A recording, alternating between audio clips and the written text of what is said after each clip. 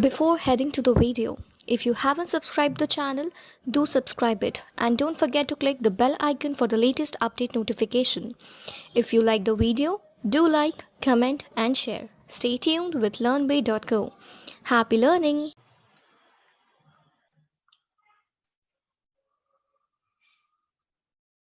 Okay, so when I say vision, okay, forget computer vision. Let's just talk about vision. So what does vision means, or how do you understand what vision means? Just a simple dictionary meaning. That's all I'm asking.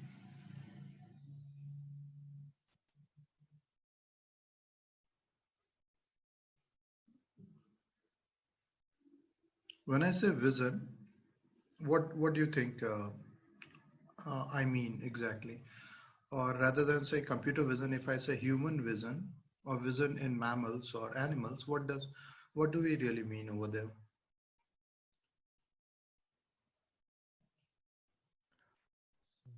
It's like a picture that is drawn in our brain through eyes. Very good.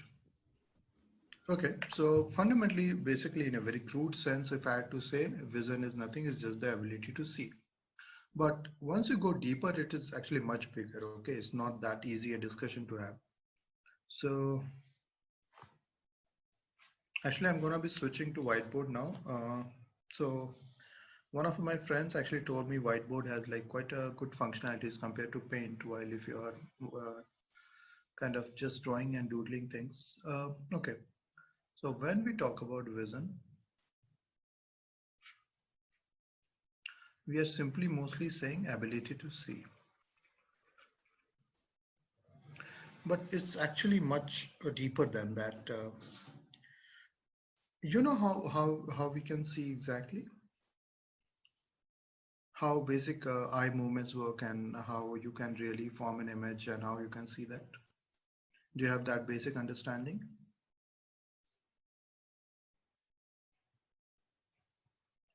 So your eyes can be thought as a convex lens, if you will, which can change its focal length as desired.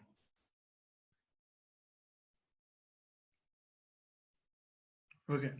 So basically what happens is, let's say it gathers the light coming from different sources and it forms an image. Now your simple lens stuff basically. Nothing very specific or nothing very special happening here. And then you have optic nerve cells. Optic nerves, let's call them optic nerves,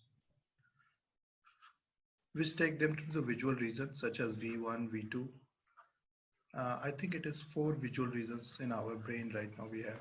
Okay. So these in our neocortex, not a neocortex, okay. We have these 4 regions, V1, V2, V3, V4.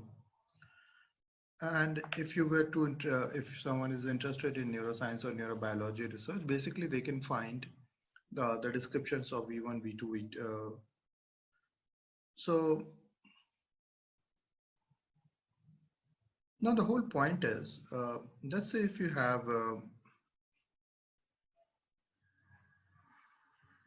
these signal processing, and basically all this information is kind of sent to your brain. Now there is a bigger discussion, okay, and the bigger discussion says that basically eyes are just eyes, or even optic nerves are just the conduits of that information. Actually, it is the brain that can actually see. Eyes are just transferring some information, okay? They are just the tools like a camera, okay? It is just actually your brain which actually finds the representation. So when I say that, I mean different things, okay?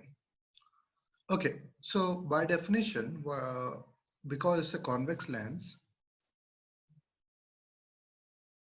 because it is a convex lens, the the images that are formed on your eyes should be inverted.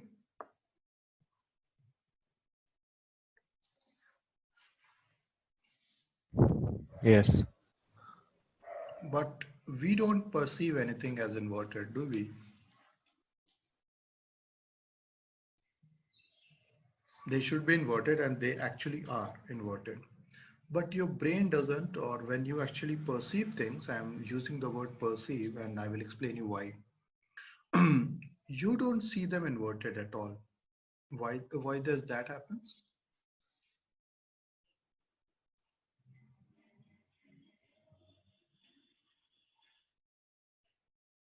So we have a very primal mechanism in our brain, basically, which kind of flips the image whenever it tries to see anything. It is almost reflexive to brain. It doesn't has to do much processing. It kind of always find the variation or representation in which whatever the object or image it is seeing, it is inverted immediately. Okay. Now this is a whole trickery, isn't it? Like once you start thinking about these things, you are like, okay, fine, there is a representation that being formed, or let's say we are gathering some lights and we have cone and rods in our eyes. And basically, let's say some information is passed through optic nerves to, let's say, V2, V3, V4 in neocortex, and they are forming a representation. Now our brain tries to understand this representation and kind of make sense of the outer world. Okay. And that is what vision might be, or that's how we understand vision.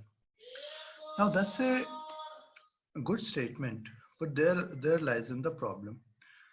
Now, the moment we say this, we also think about computer vision as exactly the same. Okay, let me first tell you, actually both of them are so far are not same. Okay, your human brain can do amazing things. And again, it manipulates a lot of vision signals basically to kind of observe or kind of see anything. It actually manipulates a lot of signals. One of the examples, as I just said, it kind of inverts all the images or whatever it is seeing automatically, just flips it. Now, this is because of survival, of course, because you have to survive and you have to make sense of this chaotic world.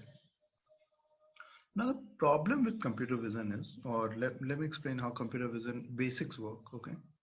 So what is the sensor if I wanted to use in computer vision?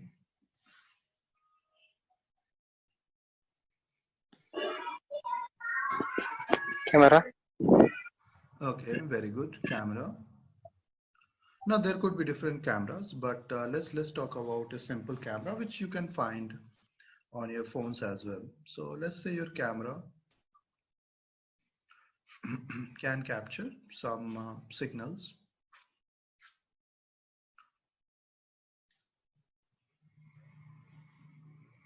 and let's say it captures color images. Okay, so let's say it captures color images.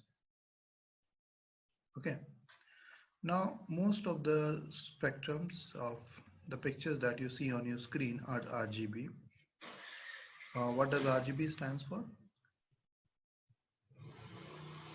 Red, green, and blue.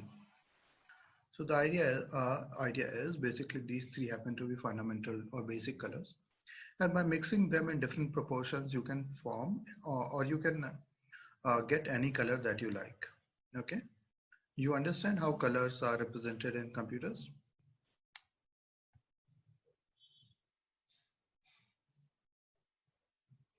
Anyone? 3 channels. No, that is okay. But how the colors are exactly formed?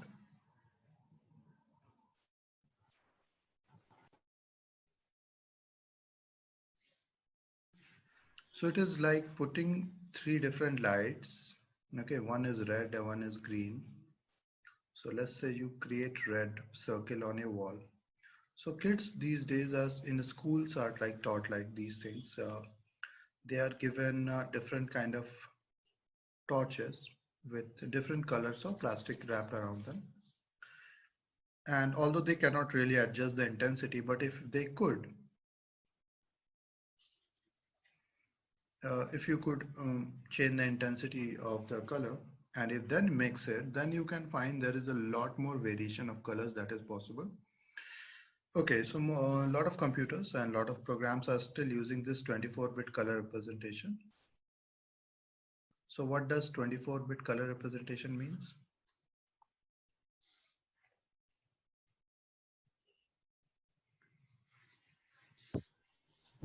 We have 8-bit hexadecimal codes.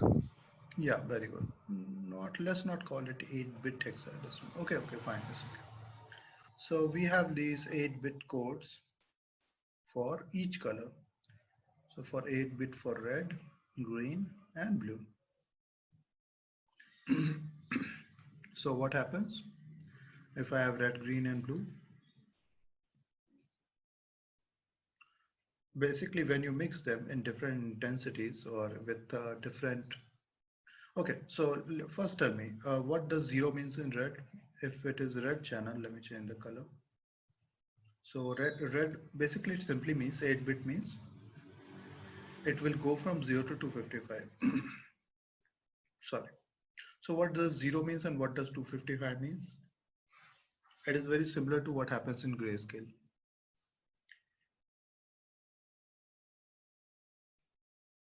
Come on, anyone?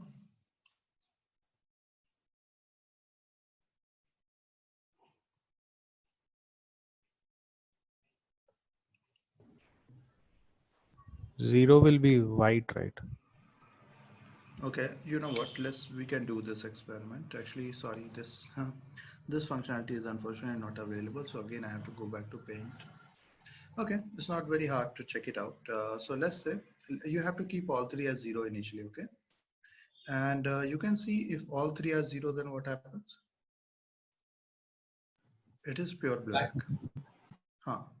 Now let's start increasing red a bit. Okay, let's say it's 25. What do you see? Still is very much black. But see the spectrum from black to red and then to white. So you will see at 255, red will reach it at its peak. And if you start mixing with other colors, it can also go till white. Okay, so it is 25, it is at that level. Let's see what happens at 50. Slightly up. Now it is looking slightly like very dark or brownish maroon. And if you go 100, now it is much red. I think I can call it maroon. And let's go 200 directly. Now you can see it is becoming as red as possible. I think it is almost blood red already. And the biggest value, now even if you enter some big value like 500, it doesn't matter. So it will go till 255. So keeping other two channels as 0 and red as 255, this is the solid red you get, which is considered red. And okay, so can you tell me the color code for this red exactly in RGB or in your web representation? So anyone does here website designing or anything or CSS? Since the cascading style sheet, you have to provide the color. And if it is not one of those normal red, green, blue, which are already predefined, you have to provide a code like this. You understand what does this means? X means hexadecimal, okay? That small x is just meaning hexadecimal. What are the rest six things?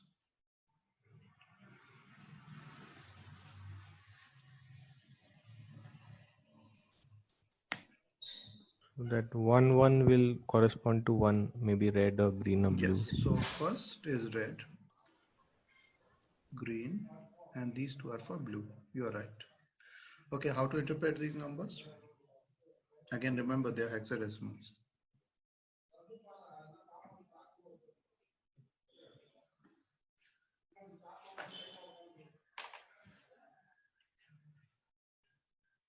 Okay, so just take the same example, guys. Don't just tell me how to represent this number or how to represent exactly red. So 255 is decimal. If you have to convert it to binary, how will you convert it?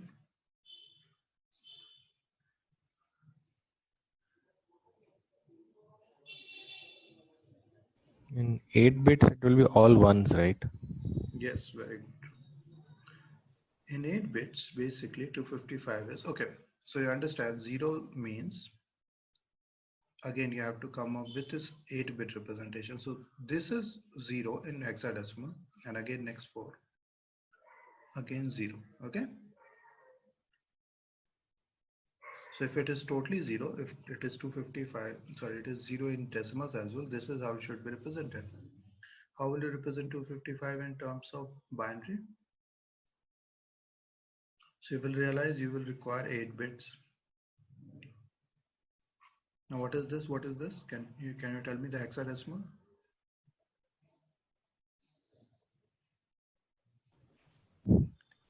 FF. Very good. So exact red in that, if you want to have a red color, you need to put this code and put others as 00. Okay, this is red. Then similarly, what is green? What would be the color code for green?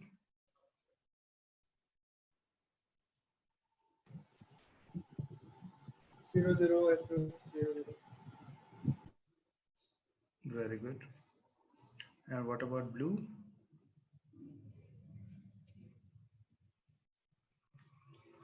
0000 FF. This is how you get these elemental colors or basic colors, and by combining them at different ratios. So what will happen if I make all of them 255? Come on.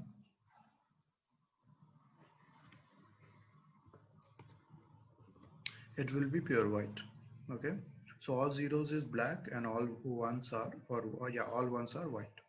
But then, okay, how many different colors you can get? By combining in different capacities, you can make how many colors? Come on, like this is like basic. If you have 24-bit channel, how many colors you will get?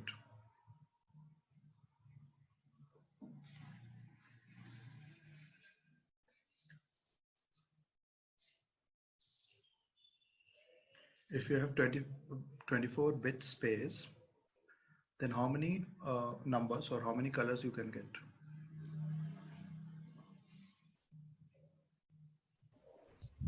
2 power 24. Yep. So you could have 2 to the power 24 colors, and that is mostly what is available in Paint and a lot of other tools. Although there are advanced versions in Photoshop which uses 32-bit or even 64-bit colors, they just are increasing the representational size because graphic designers might require a bit more color variation. Okay, but usually even 2 to the power 24 is not a small palette, okay, to work with. And most of the time when you are doing a website design or any kind of designing work, mostly you are restricted to 24-bit color space. Okay. Now, why I'm telling you all this? Because basically when we think about computer vision, we think something very similar to what we do, but actually computers, that's not how computers look at anything. Okay, so let's introduce this topic and let's get on with the discussion. And as you might have seen in past 1 or 2 decades, so mobile, actually one of the reasons why computer vision was already used a lot in scientific research already, but it became extremely valid for all of us when camera phone revolution happened, or digital cameras came into our hand. Okay, of course, people used to own cameras. I'm not like denying that.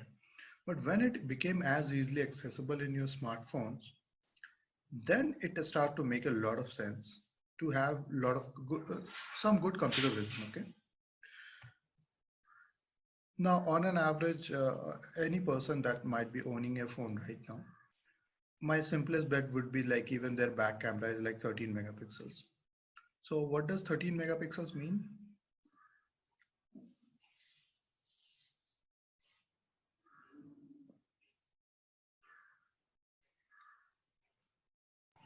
Resolution. Good, but what does that resolution really means? Right, number of pixels.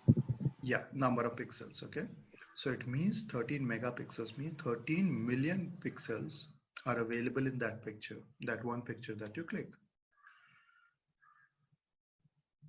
Now basically the idea is humans use their eyes and their brains to see and visually sense the world around them. Computer vision is the science that aims to give similar if not better capability to a machine or computer. Now in a lot of times or in limited use cases, computer vision algorithms along with deep learning has done better than humans, but again in very limited perception. So computer vision is concerned with automatic extraction, analysis, and understanding of useful information from single image or sequence of images. Okay. basically a computer vision topic, or if you were to read a theoretical book in computer vision, you would come to know that it tries to have its own algorithmic understanding through maths, that how to manipulate pixels and how to kind of work with different filters to achieve what you want. Okay, this is a very good example of image segmentation, that pixel by pixel you are trying to image segment almost all the pixels or all the relevant pixels in the picture. Now it is a hard problem, but this is like just one of the examples. Now the application areas are just endless, like almost any area you can think. I can maybe tell you one example from computer vision. Okay, so it's a pretty big world out there, and the applications areas are like endless, and every day I hear about a new company or some new research which is targeting a different problem through computer vision. So you don't have to worry about problem statements here. Believe me, you will get plenty of them. Okay, now the problem. Okay, and let me explain the problem. When you think about computer vision, you always think about the first picture, which is on the left. But what computer says is second one. Okay, it just gets the number, and based on this number, it has to make sense of the world or whatever you want it to perceive or whatever you want it to see. Now that is not an easy task, and I will show you regularly that how it is incredibly tough for a computer to understand a meaning of a picture. Okay, so what does the first one looks like?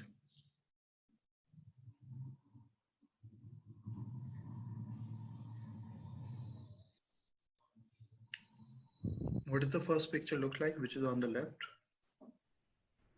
Looks like a derailed train engine.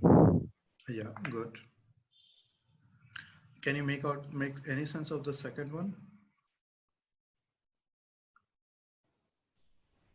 For you, it is just numbers. It's a grayscale image, so the numbers will be from 0 to 255, let's say.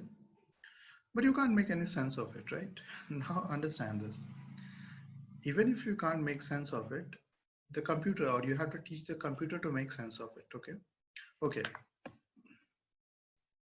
So the goal of computer vision is to extract meaning from pixels.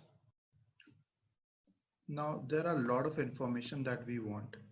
One is 3D information and one is semantic information, okay? Now 3D information might not always be available to us. Okay.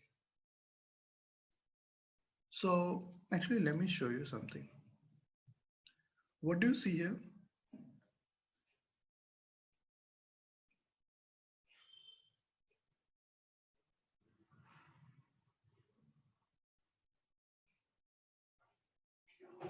When you look at this picture, what do you see?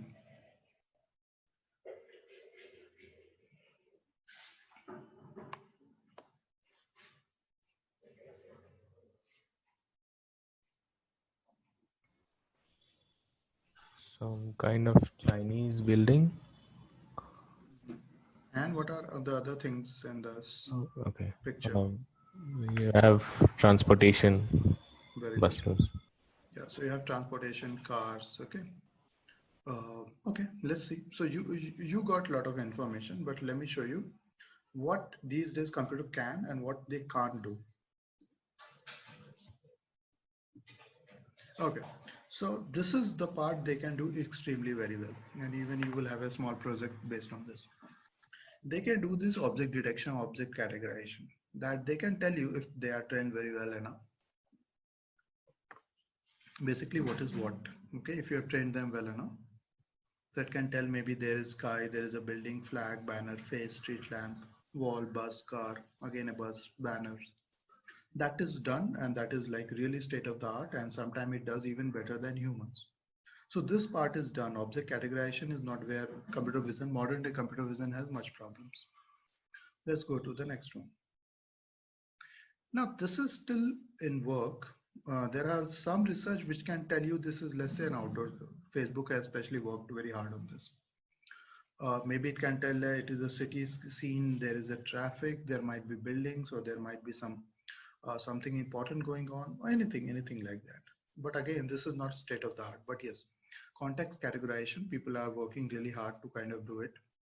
Okay, so this is one part that people are trying to do, and where deep learning plus computer vision has found limited success. I will not say they are immensely successful as of now, but maybe that will change within a couple of years.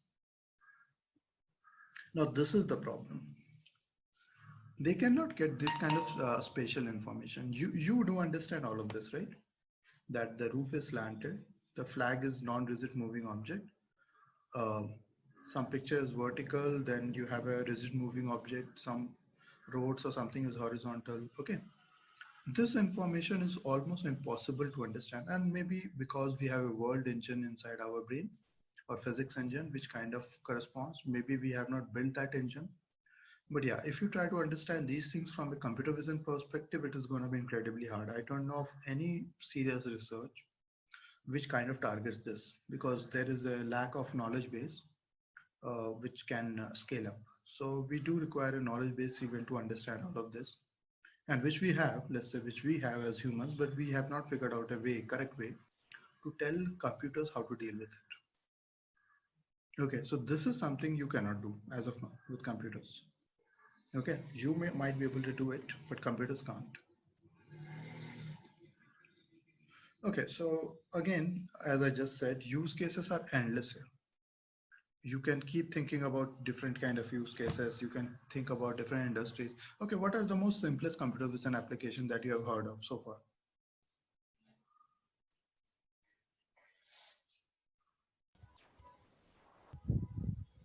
Recently, like I've seen, there are like people are posting videos where someone has wear a mask or not, or they are Yeah, maintaining social yeah, distance or not. yeah. The two applications which have happened in COVID due to COVID-19 are, one is mask detector, that is the mask correctly on the face, and are you maintaining the 6 feet social distancing? Amazon has even implemented that in their warehouses, Amazon warehouses, so that their workers maintain that 6 feet distancing. Okay, what else?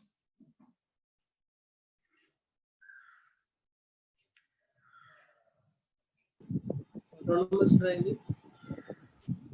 Yes, autonomous driving is one of the good use cases that you have just figured out. Anything else?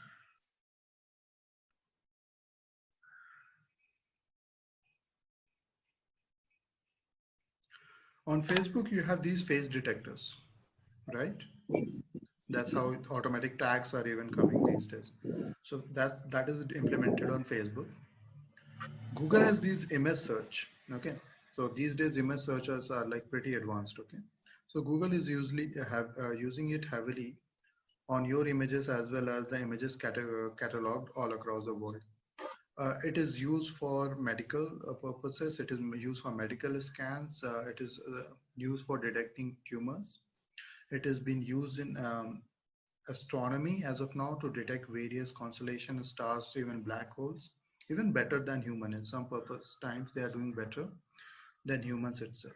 They are extensively being used to monitor various people and as well as monitor traffic. And as I said, the use cases are endless. We can keep talking about just use cases for a couple of hours. That is very easily possible. So I don't want to get like distracted by that point. But remember, you try to find a use case in computer vision, that's not very hard. You can almost go ahead and find use cases in any domain that you might know of right now.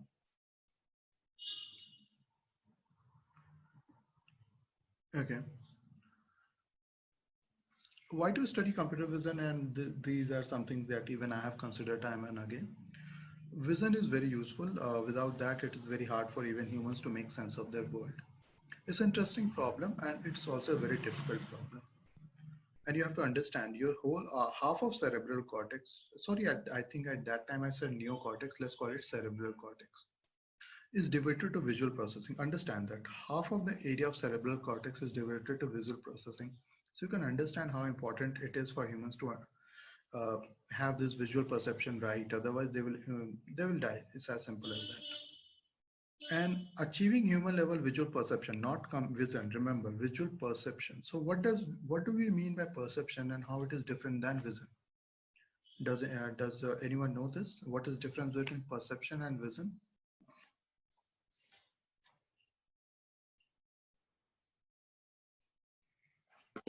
Angle that we are looking at the image, Sorry. perception. Can you say that again? Sorry, I think there was some noise this time. Angle at the viewing the object, like how we look at the object. No, but that is the question, right? What is the difference between perception and vision?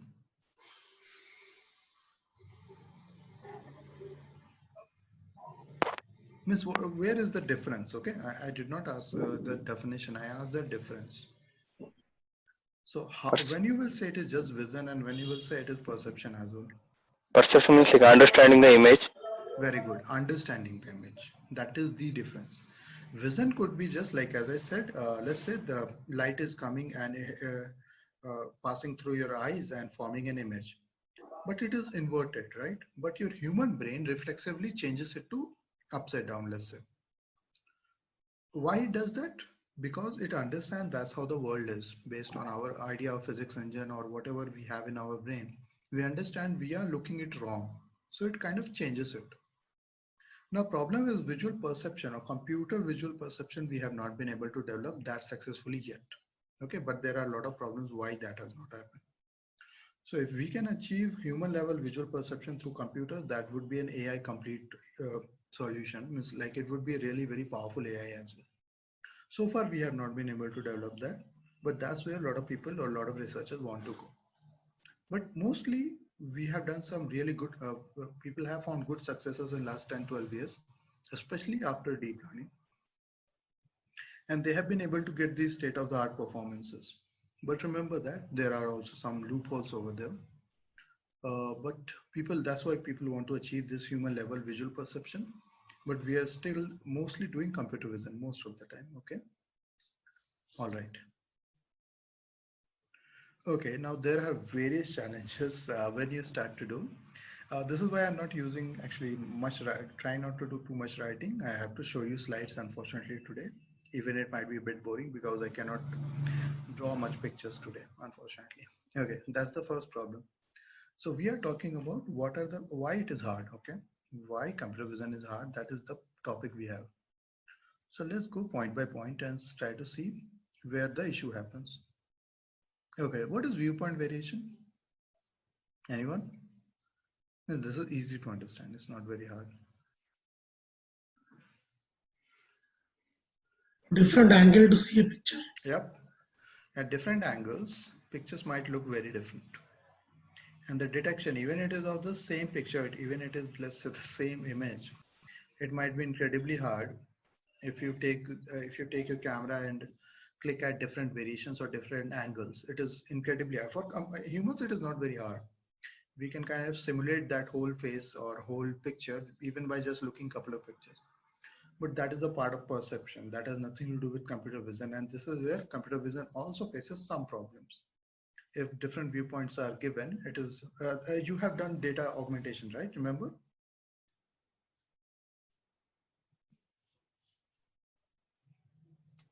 Yeah. In dogs and cats. So what was one trick that we used to do over there? Rotate the image. Sorry? Rotate the image.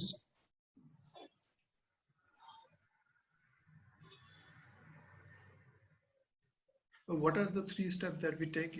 I taught you to take over there. Rotate and Flip it. rotate and rotation with some 5 degree, 10 degrees. Okay. Then you will zoom out, zoom in, right?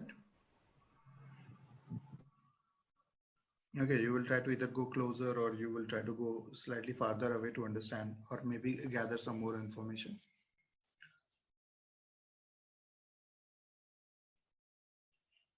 So one of the challenges is viewpoint variation, and many times what we do is intentionally we try to give some variations of our own image or we try to rotate it by the transformer, and we hope that CNN learns these variations, okay, because it is problematic. Okay, if there are too many variations due to viewpoint, a CNN can very easily fail in the identification task.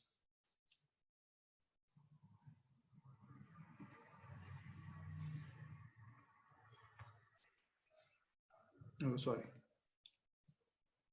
Then the next problem, this is very interesting.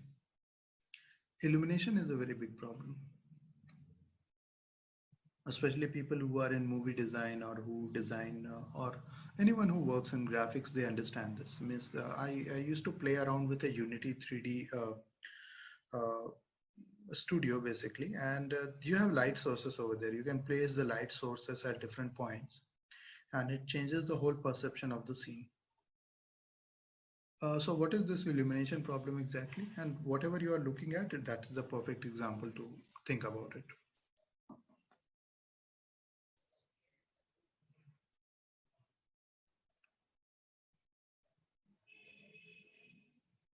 So by keeping the light sources, now you have to understand the picture or the objects in the image are exactly the same.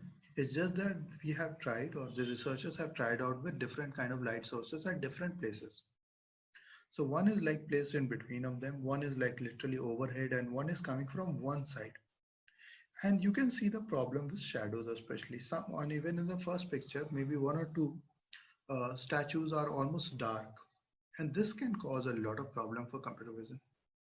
And this is why even if you train and even if you get good accuracy or F1 score in some system online, or sorry, on your system, there's no guarantee it will also work in real time, because in real world things can be very different. And illumination happens to be one problem. At different angles, if I were to illuminate things, it can cause a lot of issues. Okay, so as you see very carefully that at different angles, even the perception, now we can kind of simulate all of this, so it is not very hard for us. For computers, detecting the first image is very tricky. It almost can miss the identification of the two dark ones.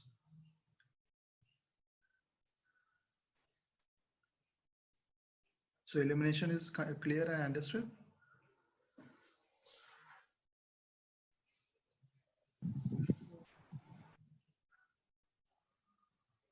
Okay, then the problem of scale happens. What is the problem of scaling?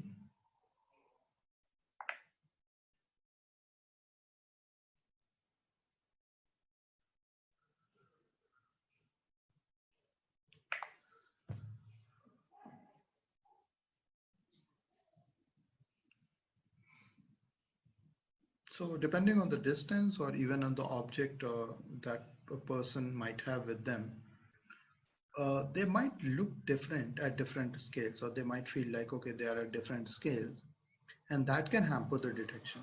Okay, one of the good examples which maybe I can find is, okay, I will show you all of these, don't worry. I think I had a camera picture. No, sorry. I had a very good picture. Hopefully that makes sense. Yeah, see this problem? So this is taken from a National Geographic magazine. So can you tell me what we are trying to explain here? Or what is the point we are trying to really make with this picture?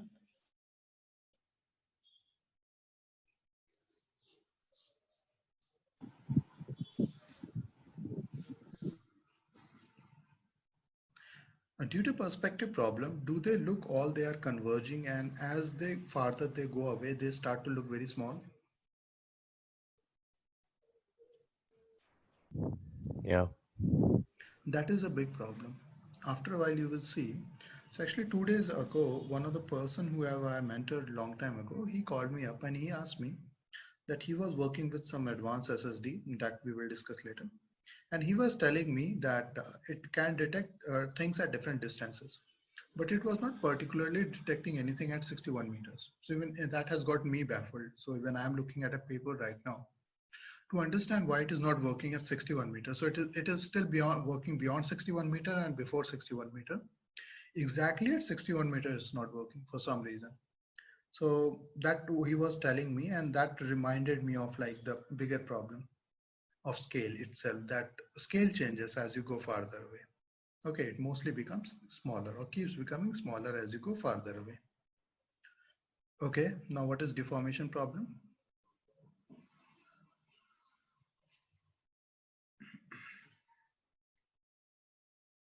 Now this is from a painting, of course, it's not real picture.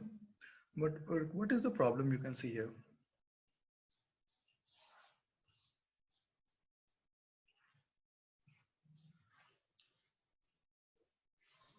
That one horse is behind another horse, so Yeah, and could even if I were to draw, let me use the annotate tool this time so that I can point you out exactly where is the problem. See, for this horse, where is the fourth leg? yeah, it's missing. It's missing, right? It might not be. It is just because it is at a certain angle where you cannot see it directly. Same thing. Its two legs, of which belongs to this horse, almost feel like these are the legs of this front horse or this horse. Yeah. So this is what happens when you mix things up. Although this is not really a problem too much these days with deep learning, but with classical CV computer vision, this could have been a big problem because it tries to find something very similar and it would not have been able to find it. So when you mix and match multiple things, there is certain deformation that we get with the pictures or overall image, and our detections start to fail.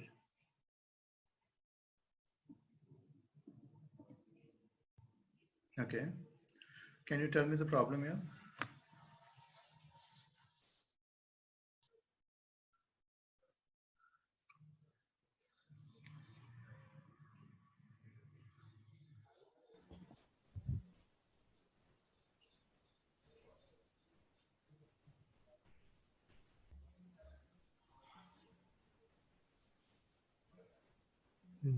That image doesn't look like it's connected. I mean, the horse and the guy. That is, you are right about that. So again, there is same problem, right? If you have different occlusions, what occlusions means in a very simple way?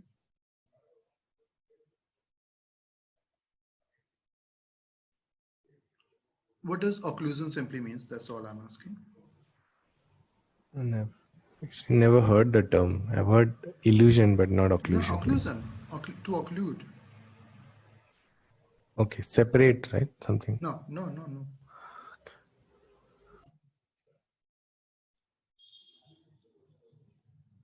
Occlusion or occluded means to kind of close or obstruct, okay? So there could be two things. It could be about an opening or it could be about how to block that opening. So occlusion mostly means there is something in front of that. It is occluded. You cannot see it completely. So as a lot of trees, what they are causing that effect, it looks like the horse, as you rightly said, is not connected.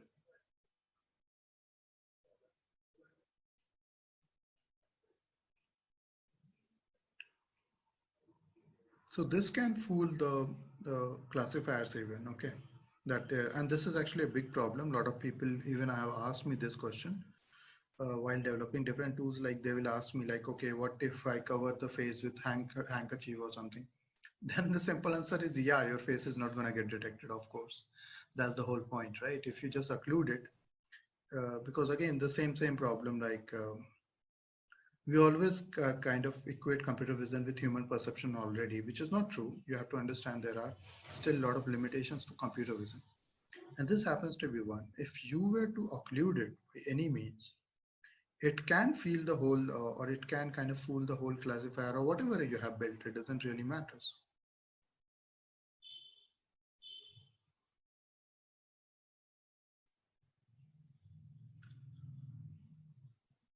So what your brain might be doing, it might be trying to complete the horse. Especially this is the effect of this painting usually. Lot of people basically complain that it is trying to complete the horse, okay? That even if it is not, you are trying to put together that horse right now. Am I right or wrong about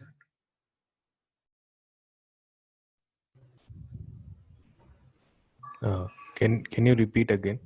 Sorry if it was not clear. I was just saying your brain must be pressurized very hard to put that horse together by any means possible right now. Yeah. It is doing that aggressively. This painting will cause you to look at that. Means I read about this painting. So I think René Magritte, he was a Belgian painter who made this in 1957. And this painting has an effect on people. They keep looking at it and they want to complete that horse, no matter what. They just cannot settle that looking at this picture.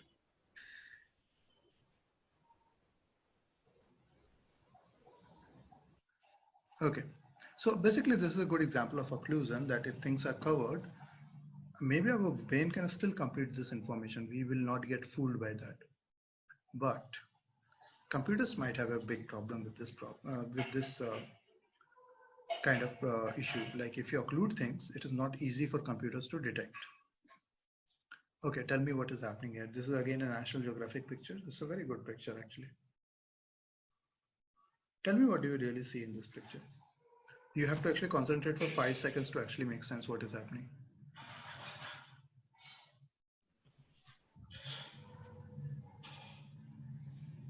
And they are crabs, right? And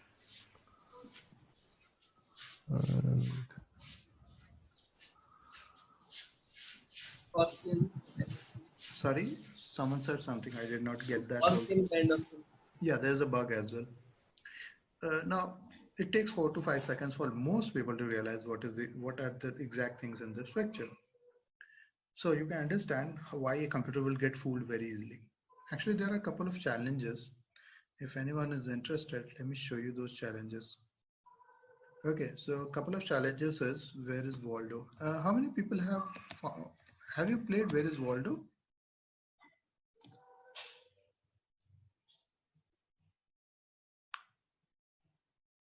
Anyone?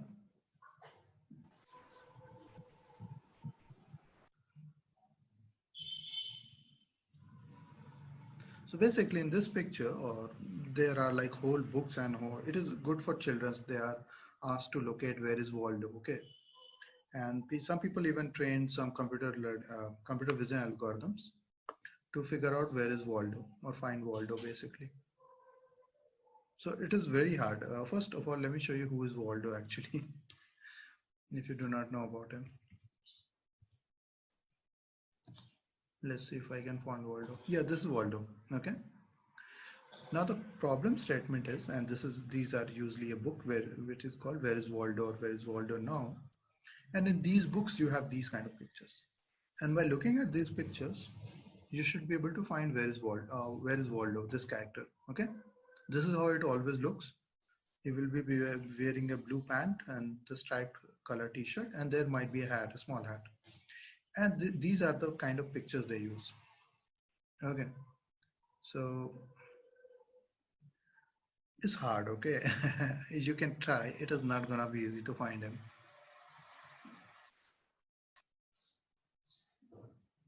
Okay, so why I'm showing you this, because this is a perfect example of background clutter. There is so much background, and most of the background is again the patterns of red and blue and white, which almost kind of hides Waldo. Or Waldo is right there. Once you see it, you cannot ever unsee it. You immediately know where is Waldo. Once you figure it out, where is he? But till you have not seen him, it's incredibly hard. So Waldo is here, right here, if anyone is wondering. Okay. Give me one moment.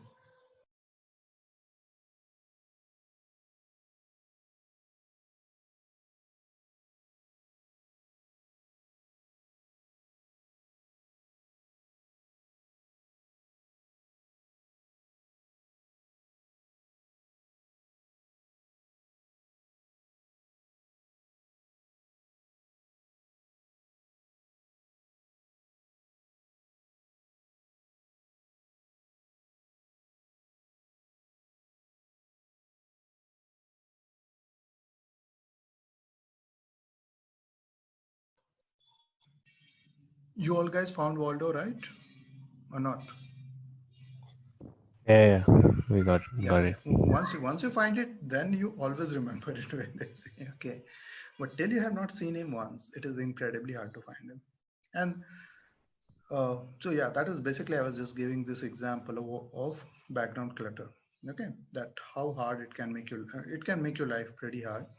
And this happens especially in your, like you see, you have tried to solve this issue of traffic signs. So I will also give you another problem with traffic signs again, but that will be on a video. Okay, that will not be like small boxes where you already have a traffic sign well cropped out. No, it will be a video and you will have to do the traffic sign detection. And you will see the problem of background clutter. There are trees, there are houses, there is so many problems that you can run into in real world. Okay. Motion is understood. I don't think so. I have to explain you motion. So you might have seen pictures of fast cars or runners. So when a runner upper body is very still, but his lower legs are looking like they are going way too fast. Same is with this sparrow. So motion can also kind of blur out the image, and that can make our detection very hard. And of course, intra-class variation, because we humans happen to be a creative bunch, we kind of keep change. Okay, so for all of these, the function is same, but the design is different. All of them, let's say, are used for sitting or reclining, and we understand them that we can call all of them as chairs, but their design is too different, way too different from each other, and that makes it very hard for a computer's learning algorithm to detect all of them as chairs unless you have not shown all of the examples there. Again, this is also a matter of perception. It's just not vision problem. You have to understand what is in the image, and that is not easy all the time.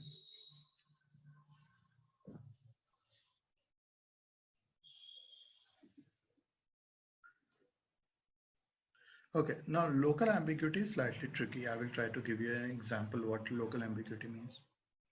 So now these pictures are blurred for a reason, and you will see the problem afterward.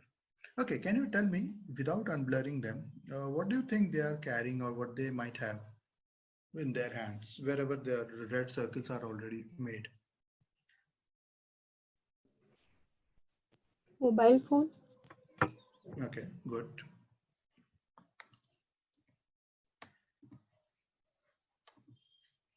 Okay. So you see some things and you try to perceive things. You kind of come up with an explanation what you might think.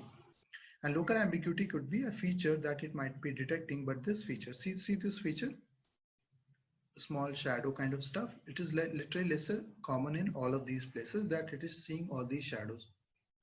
Now this shadow could be multiple things. So this shadow or this pattern could have been made due to multiple things. But because all of them, and let's say if they are blurred for some reason, it is very hard to detect. Okay, so one sec. Again, to figure it out, I will give you 1 minute. Okay, what is in that person's hand?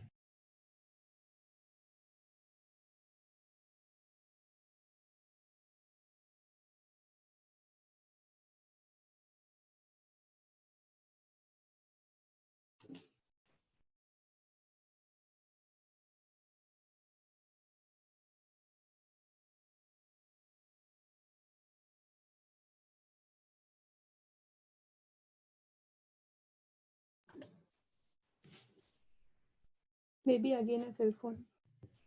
Sorry, what do they have? Maybe again a cell phone.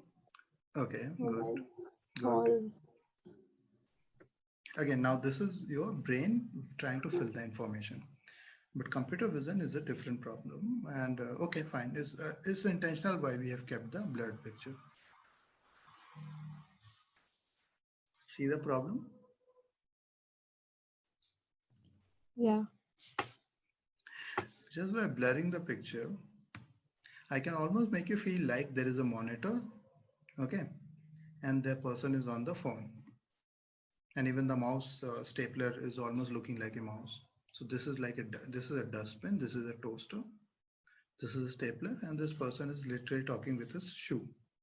But once I blur out this information, it's very hard for computer to make sense of anything. Now your brain was basically playing tricks and it was trying to fill information. So it must have thought it must be an office environment. So these things are always there. So let's fill out this information. And that is what we took advantage of.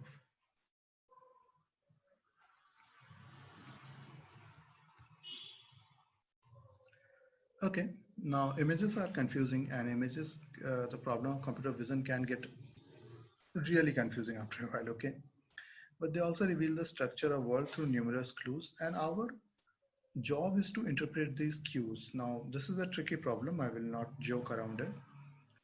How to find these cues and how to look for these cues has led to or has triggered a research area of 60 years, last 60 years in computer vision, and they were not able to find too much success. Only after Rapid growth and success of deep learning, computer vision has seen a revival like anything. And now it has been able to find these cues very much on its own or due to deep learning. Remember what are the two features of deep learning?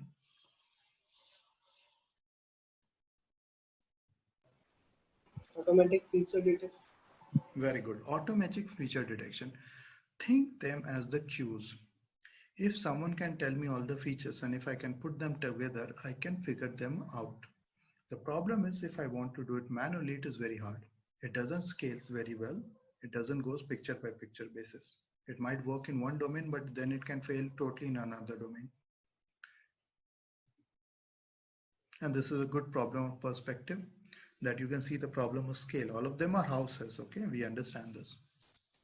Our brain can fill up this information, but not for computer vision. As we go farther along, it is very hard to detect them as houses. They might also look like merged, that houses have almost merged with each other. That's not the case. Our brain can fill in that information. Our brain can tell that's not really the case. But you cannot explain this to computer vision. It's almost impossible. Okay, there are different problems, and with paintings and these things, you come up with different problems of perspective, okay? And again, same background clutter. So with different backgrounds, it might be very hard to detect that crocodile. Okay, and same issue, grouping cues, and again, same clutter, background clutter, or they might fit so very well with proximity that something might become extremely hard to detect in these cases. Do you find anything special with this picture?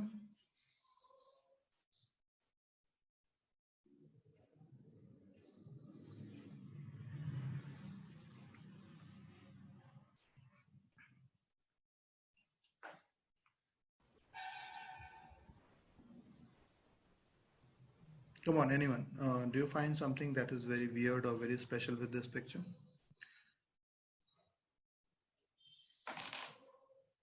They are shadows of the. Yeah, you're right. Which one are the shadows exactly? Lack of shadows. Yeah, black one are shadows. So this is a helicopter shot.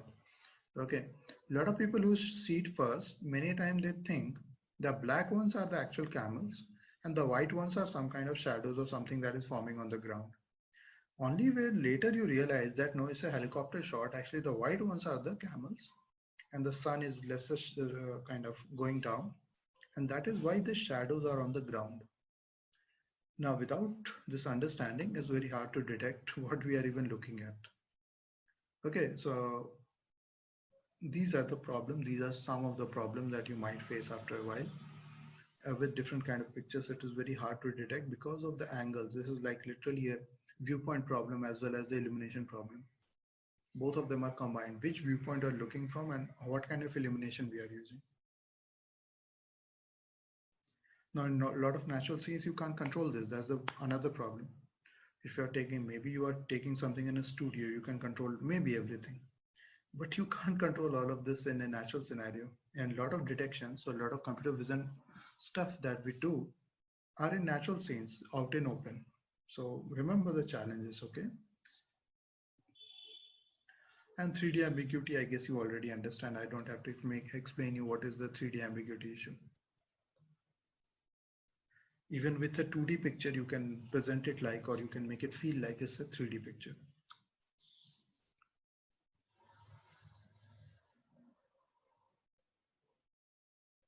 Okay, so there is a good book and I will also upload another very good book. So L.G. Roberts wrote a very first book in computer vision that was called Machine Perception of Three-Dimensional Solids. Although he used the word perception, which I find is wrong. Actually, computers are still not able to do any kind of perception, okay? But basically, this is what started computer vision.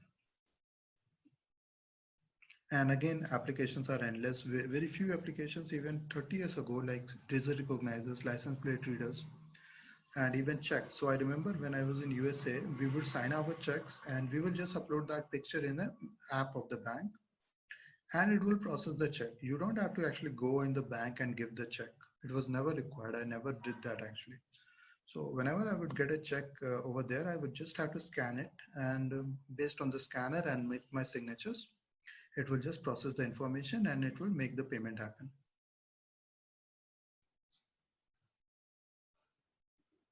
Okay, biometrics have been another scene. Even a lot of so if anyone has a recent iPhone, newer versions, they might already have these face IDs. Okay, so the face IDs are like something which is very common and which is will become even more common as the time progresses. Okay, so you will see their advantages a bit later. Although there are problems with facial identification, it's not always very easy. But yeah, facial identification has been around for quite some time now. Anyone knows about this picture?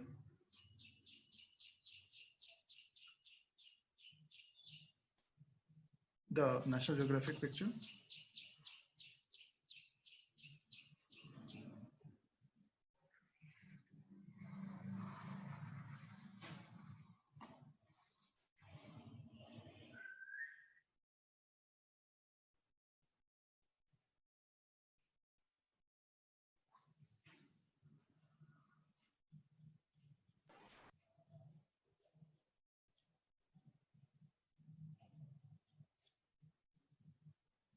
So basically, this is a very interesting story. And basically, I read that in again, how do I say? So the girl's name is Sharbat Gula, okay?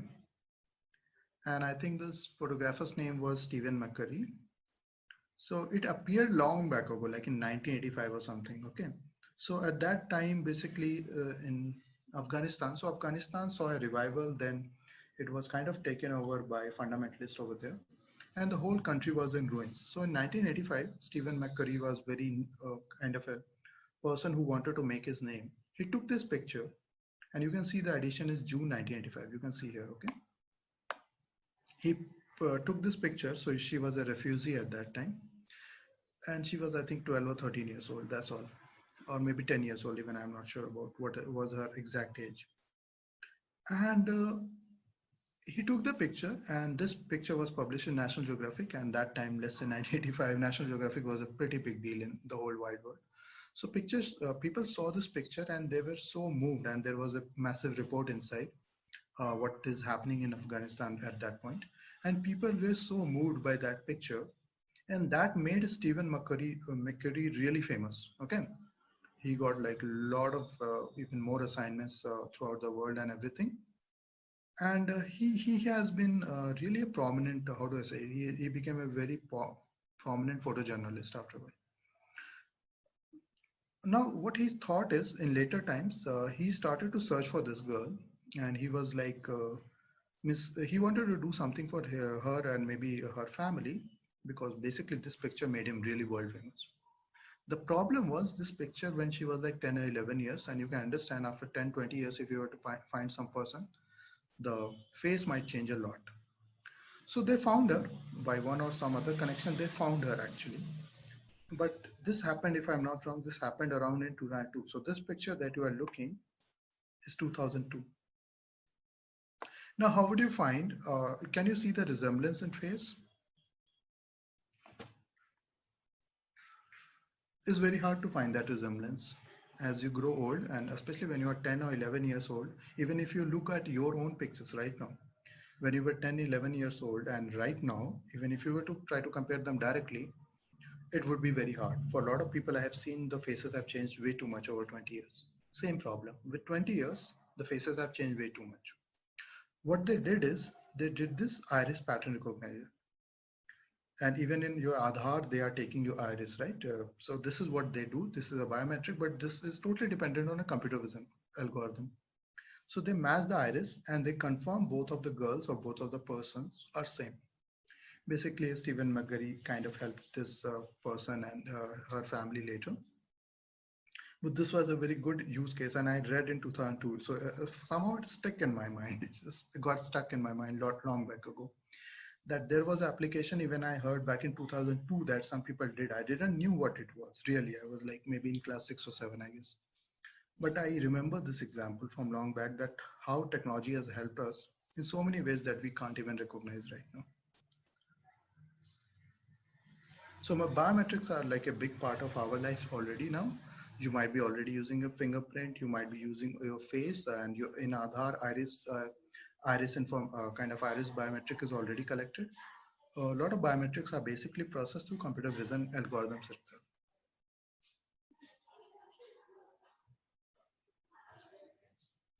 And of course, as I have just told you, Google Goggle, you guys use Google goggles. Actually, that has become Google Lens now. That is not much of Google goggles, to be very honest. Same thing, again, you click a picture or you take a video and it kind of identifies what is in the picture and it can give you the search results back. So it's kind of a image search basically. So, but you have to first detect what is in the picture or what is in the frame. And face detection is, of course, you already know this. There was something called smile shutter. I will explain you what a smile shutter is. It's a very easy trick. So later, once you have covered OpenCV, I will explain you how smile shutter detections kind of work. Okay, and again, face recognition has been there for a long time now. Again, one of the biggest example is automotive safety and autonomous cars. In autonomous cars, people are really using computer vision right now. They are using infrared cameras, they are using LiDARs, and they are using conventional cameras to detect like traffic signs, pedestrians, and even try to do a distance estimation. And like companies like Mobileye, which has been bought by Intel, have like AWS called Advanced Warning System. So any kind of accident or any kind of collision, if it is were to happen, it kind of starts to give you this advanced warning. Even I have worked with a company in USA called ThinkLogic, basically where we looked inside, where we did not do this outside stuff because everyone is doing it, where we placed cameras inside the car and we looked at the pedestrians and their distraction. Sorry, not pedestrians, sorry, my bad. For the driver and the people in the car, and we were trying to see if the driver distracted or is he sleeping on the wheel or something like that. And we would put an alert over there that if you are distracted, if you are looking on your phone too much, if you are sleeping on the wheel, it will start to alert immediately that you need to wake up or you need to focus on the road immediately. So very interesting problems, all of these. How many people have played games on Xbox Kinect?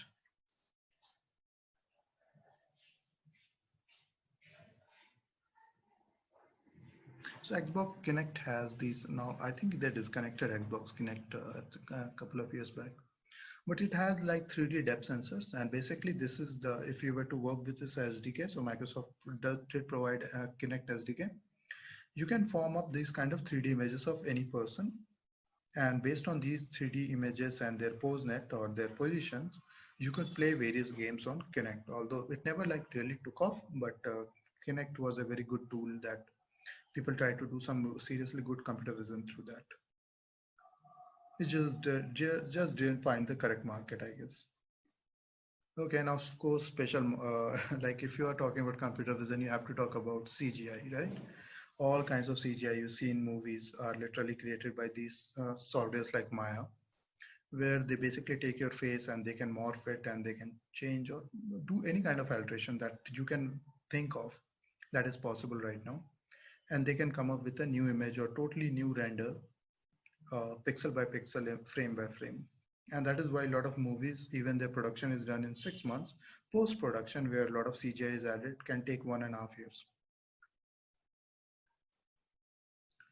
And you have 3D visualization. So 3D visualization tools even are available in Flipkart and these things, where you can show you picture of your room and it can tell you, let's say, where if you were to put that washing machine, how would it look like? And yes, one is for space exploration, especially in NASA's Mars exploration, like rovers that they sent out there. They had all of these robotics and computer vision programs, although still it was very much was kind of operated from Earth, but it had a lot of vision tools on device as well as through the softwares, where they could stitch the panorama and they could like create a 3D terrain modeling basically, so that we come to know more about the Mars surface. So these pictures are from, I think, Spirit rover. Yeah. So it is like capture this westward view from atop a low plateau where a Spirit spent a closing months of 2007. So you can see this is how, let's say, Mars surface looks like in a daylight scenario. Okay. So what we are going to do here is we are going to take a short break. Actually, we will restart at 10:30. Okay, 10:30. And now we are gonna get into some algorithms and we want to understand how to deal with different problems. So here in this slide, we just mentioned a lot of problems, but we also need to know how to deal with these problems. So at 10:30, we will reconnect and we will try to solve these problems through classical CV approach, not through deep learning immediately. We will first see what are the classical CV approaches. Okay. Okay, guys. Any questions? There was this game, right, where you had two pictures Mm-hmm. identical and there would be some missing items. Yeah, That yeah, kind of thing yeah. also we can do, right, in CV using Maybe, CV. maybe I have not really checked any kind of application as such, but yeah, I remember what picture. Yeah, I remember in a lot of magazines I used to get that game, and me and my brother will try to play it. Yeah. And in the next edition of magazine, they would give the answer in a lot of times, many times. So they will be like, okay, solve this, and after 15 days, so a lot of these were just fortnightly. So every fortnight, like after every 14 days, there would be a new edition. And the new edition, there would be exact answers for a lot of these quizzes. I remember that. Yeah, but I have not seen any particular application. Maybe I need to search harder.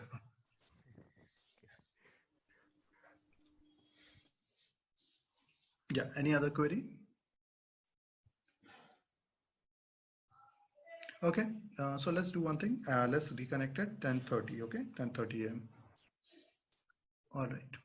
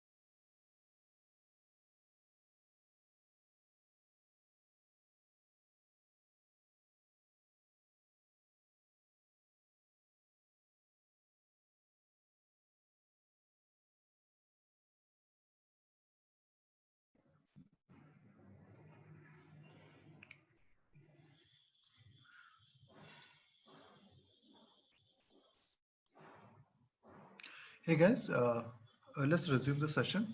Can you guys hear me? Yeah. Yeah. Okay, all right. Okay, now what we're gonna do here is we are gonna try to understand certain techniques in traditional CV, computer vision, to kind of counter the problem that we run into while. So, okay, you have to consider these things as pre-processing to images or some images that you might have to do. And I will show you certain problems that you might run into time and again with these things.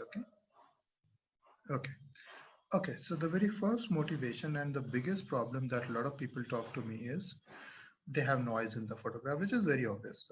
It's not a new thing. You will always capture some noise, especially with these digital cameras. There is always a chance of noise. Okay, let's talk about noise first. And again, this is a big chapter, so do not underestimate this point. Okay. All right, let's talk about noise. So tell me, not this. Okay, let me remove all this and then. Okay, guys, tell me, what is noise really?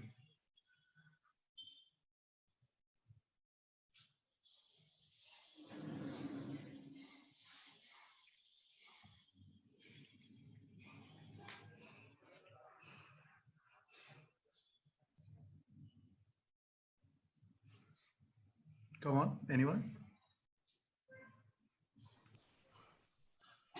It's an unwanted object. Anything else? In terms of signals, how would you, let's say, define it? Randomness. Hmm.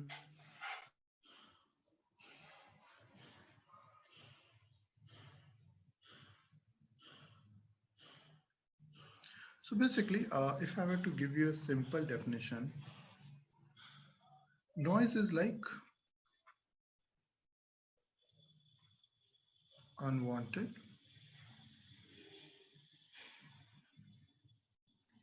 modification, okay? Modification that a signal may suffer, let's say, due to or during, let's call it during, not called during, let's say, even the capture, when you're capturing the signal, when you're storing the signal, or even when you're transmitting the signal. Processing as well. Or conversion. If you're converting from one form to another, it can very easily happen. Okay. I will give you a few examples just to make you understand what I'm trying to tell you here.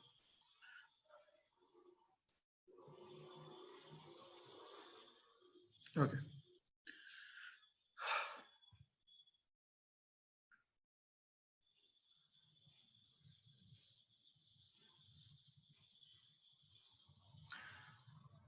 Okay. Does anyone knows how these modern day cameras work?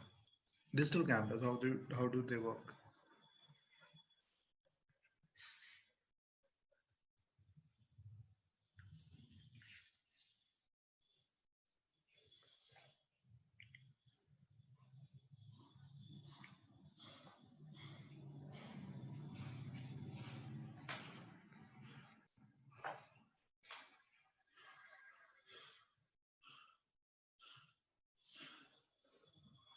Any idea how digital cameras basically capture your image?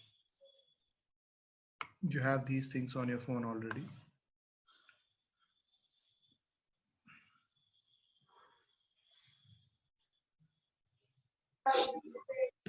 Based on the shutter speed, aperture. But that is even true for your conventional any conventional camera that you have. It sets auto sets. Sorry. It will automatically set the all those settings. Come on. Don't go there. Don't go there. We are not interested in all that. Okay. How a digital camera is, let's say, different. Okay. Forget about the software automation. We are not interested in software right now. We are just talking about the hardware. What does a digital camera has, which let's say your normal or old days camera used to have? Image sensor. Exactly. Older camera or film cameras, as we like to call them, they used to have a film, right? And you had to buy these 36 rolls. Anyone remembers the pain? If by mistake I remember in one trip, what did I do is I opened the chamber before rolling it properly. So you remember you had to pop the chamber up and you had to take the one reel out and you had to put the other one. And while expanding the first one, you had to be very careful. Usually it would expose at least minimum one film, minimum. So we used to have like 36, 37 films and I would almost expose one of them in daylight. It would just happen.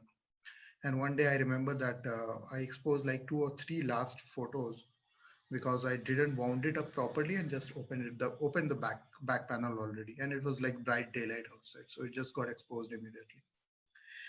So it was a lot of pain first of all, and you had to be very careful. Do not finish up all your rolls. If you are going on a vacation, then you have to buy another roll. So it was like really painful thing. But films had their own advantage. Technically, you have infinite resolution when you are using a film, so you can like develop it on any size. It doesn't matter whatever film it is. Let's say it is 35 mm. You can take that 35 mm, process it, and develop pictures of any size. There is no resolution problem. But then it can also get very costly after all. And storage is another issue. They can catch fire very easily. Means if you put them near around fire, they will just immediately catch fire. So that was not something that after a while can also become extremely problematic, and you have to carry them, save them somehow. Now then digital cameras came. And as you rightly said, they have an image sensor. Do you know what this image sensor really is?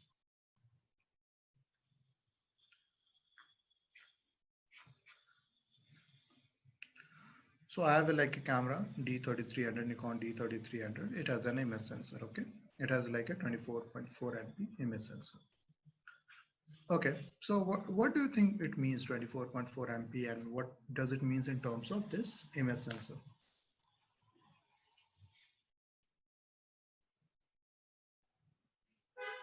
Come on, anyone?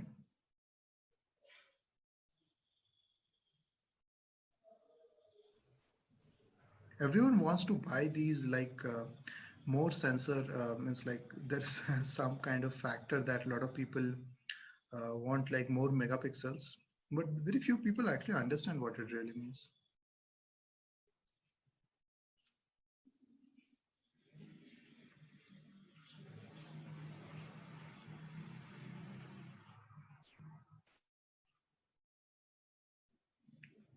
Okay, let me tell you, there is something called photosensor basically. What is the task of photosensor? Basically, it captures light and in response converts it to electric signals. Basically photoelectric effect, nothing very specific. Okay, basically it is photoelectric effect. That based on light, it will provide some electric current. Okay, and why I'm measuring the current properly, let's say through your diodes and everything, you can convert them to streams of 0 1s 1s. Okay, this is why they are called digital cameras. Basically you are capturing analog input, but you are converting everything to digital camera or digital input, right? So when you say 24.4 megapixels, what does it mean, guys?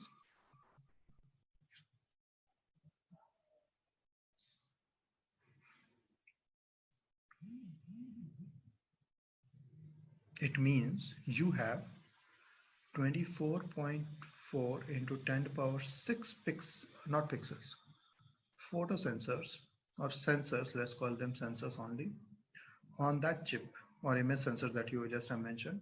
You have 24.4 into 10 to the power 6 photosensors on that chip.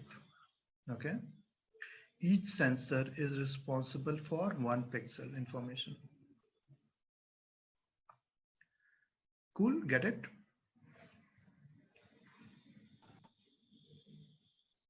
This is clear because this is where the noise will also get introduced very fast.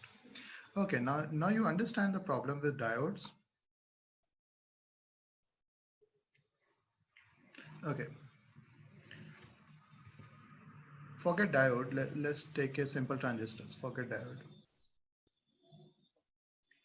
What is a transistor, guys? Can anyone tell me?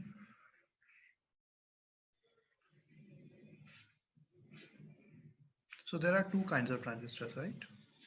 What are these? NP and PNP. Very good. It simply means these two are more positively laced, and this is a negative kind of field, and this is again very positive one. And again these are negative ones, and this is a positive field. Okay. Okay. Now what happens is, based on direction of current, it can behave like a conductor. Either it will behave like a conductor, or it will behave like a on-off. Basically, it will behave like an on-off switch. Okay, forget conductor word. It will behave like an on-off switch. It can also amplify the current. Okay, it is just not that, it can actually amplify the current as well. But the basic task of a transistor is a switch. Transistor covers into 0. Cool. The purpose is either it will let the current flow, or it will not let the current flow based on the direction of voltage you are giving. So the way they do it, the process is called doping. Now you know the problem with doping. What happens when you dope? Basically, these are silicon based. So you take silica or silicon and you dope them. What does doping means? Impurities. Uh-huh. Impurities into the silicon. You actually introduce impurities. Yeah. One sec, guys.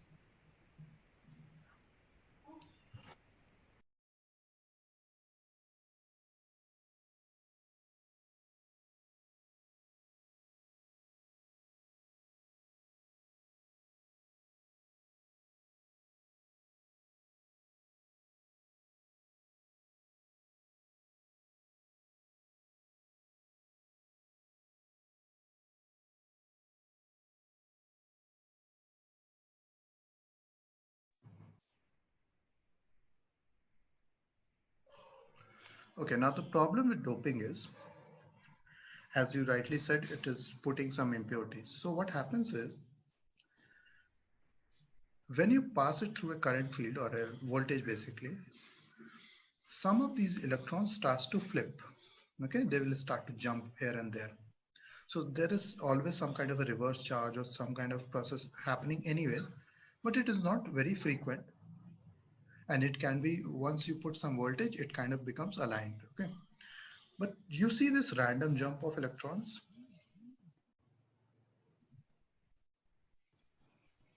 Especially from negative to positive, there would be some random jump because there is some near field attraction, right? But the problem is, this is very random. Now, what will happen if this will happen or this goes on? After all, it's a transistor which is just contained of different doping layers of silicon. So what will happen because of these random jumps?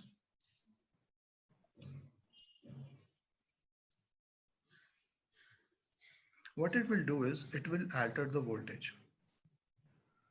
So let's say you capture 2.2, let's say.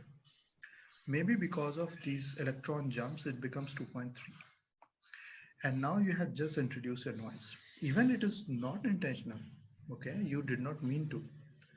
But just by the definition, you used a digital circuit or image sensor, and the properties which it has can introduce in a very fundamental level. It is just the starting. It is literally the way you have captured the picture has just introduced some error.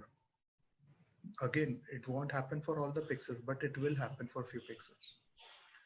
Okay, so theoretically, you cannot get rid of all the noise. First of all, be very clear about this. The moment you have converted into a digital signal, you have introduced noise. One way or other, there is some noise. Now, the only thing that matters here is how much noise we are willing to live with. Okay, that is the only thing that matters here. Now, again, when you convert the data, when you store, when you transfer, every time there could be some kind of flip or some kind of bit information that might get misplaced. And that can cause noise to happen. Okay, as we rightly said, noise is just an unwanted object or an unwanted piece of information that get introduced in the signal. Now the problem is little bit of noise is all right. Okay, we don't care about little bit of noise, and it always captures. And you take a nighttime shot. Okay, you take a nighttime shot, and if you have a full HD television or a monitor, place that picture on your monitor. It might not look very noisy in your phone camera or phone screen. Put it on a large screen, and you will see a lot of noise over there. Lot of noise immediately.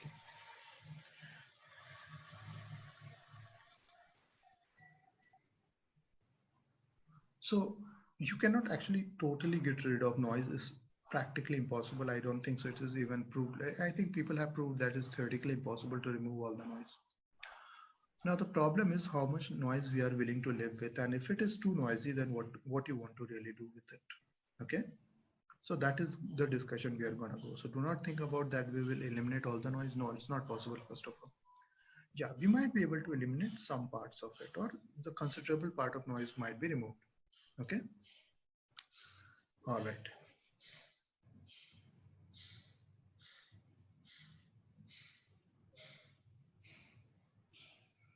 Okay, first, what is convolution? Means we have already talked about it, but just to make sure that you remember this part. So what is convolution? Because again, this convolution will come back.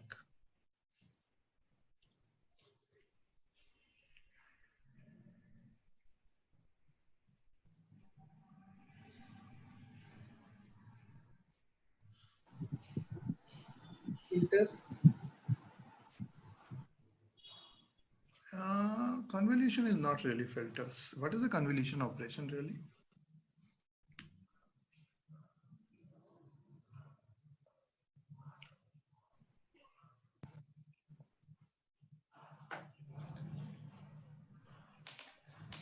So multiplication. No, that's not multiplication. Come on, like it's not really directly a multiplication. Yes, there is a multiplication operation involved, but there's a part of flipping it. What is the flipping part? First, let's talk about that. Okay, how do you write the convolution operation? Anyone? If I were to write f convolution, let's put dot circle g, then f of g is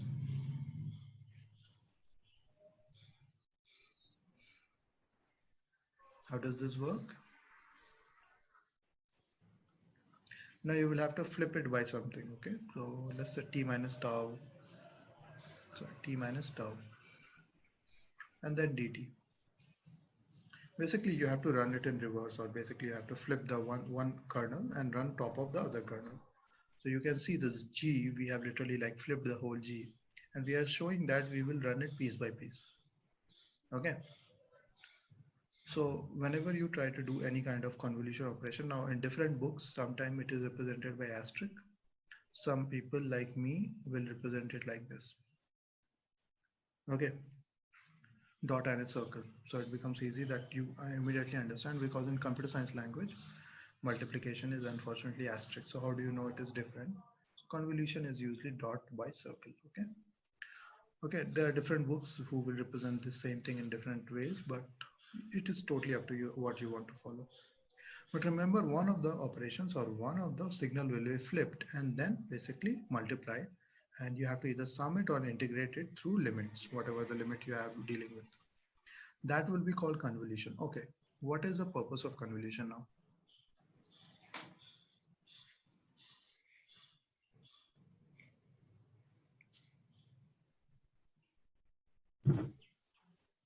What is the point, or what is the purpose of convolution, or what is the output of convolution? Like we try to detect a pattern. Very good. Basically, one moving function, if that finds something or something similar to itself, that will also be highlighted in the output convolution. Let me ask you a very simple question before we go forward. Okay, just to a reminder, I have already taught you this in convolution, so please try to remember. We might again use interchangeable words: filter, kernel, mapping function.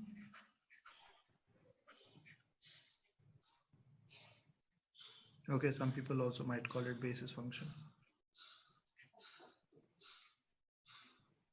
All of them are same. Remember this. Okay, please do not waste much time thinking about it. So when I say filter, when I say kernel, mapping function, basis function, I'm actually talking about the exact same thing. Okay, I'm not, so I will not repeat this again. So remember this part, please. Okay. Now, before deep learning, or especially before 2010, computer vision had a very simple idea that why don't we construct these filters by ourselves and run a convolution and detect the pattern? See, very simple idea, right? If I know what I'm looking for, let's say I'm looking for a line. I'm looking for a straight line. So how would I detect this straight line?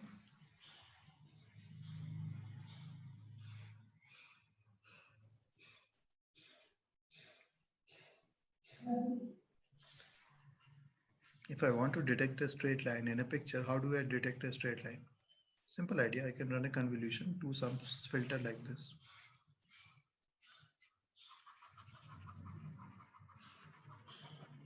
This will detect a vertical line. And if I were to detect a horizontal line, then come on. Horizontal filter. Perfect. You will come up with a horizontal filter.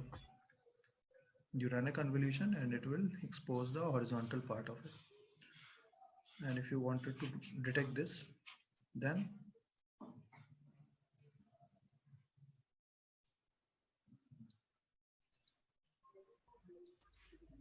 you would either you can again think either you can no, this is the problem. I can keep adding more things here, right? How many of these things are you going to construct by your hand?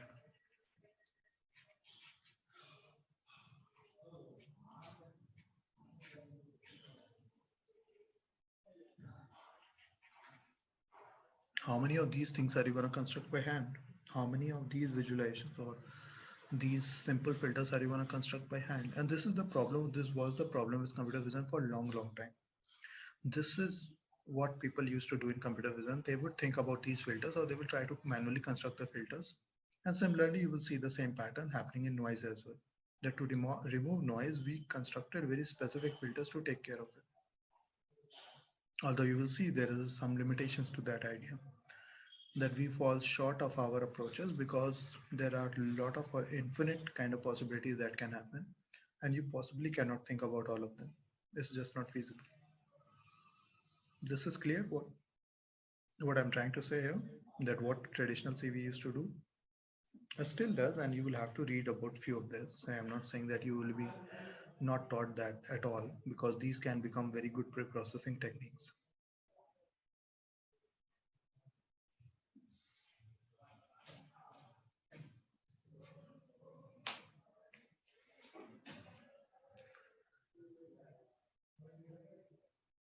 Okay, so let's get back.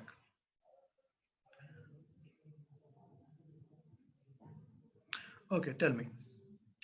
Let's start with a simple box filter. It is also called a moving average filter. Okay, what this filter will achieve if I apply a convolution on any picture, what this filter will really achieve? Just try to visualize this first in your own head.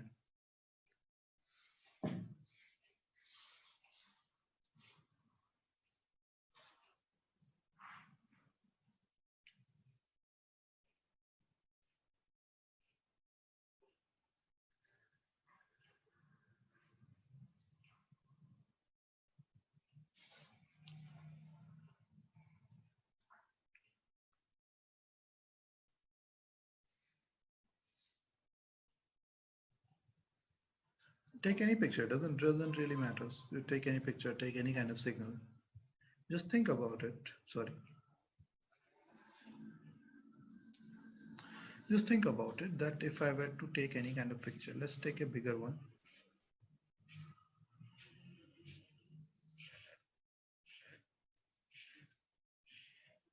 Okay. Put some random values.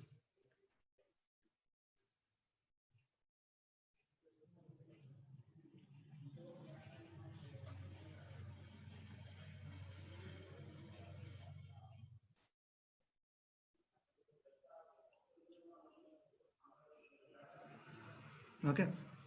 And if I were to apply this filter, Let's again use the convolution sign.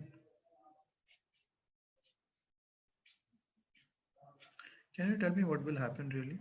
What will be the output? Just for fun, let's do this exercise. Let's just to see what is the output. So take like 2 minutes and solve this just to make sure that you remember your convolution operations. You can you don't have to think about padding. Even if it reduces the resolution, I'm fine with it.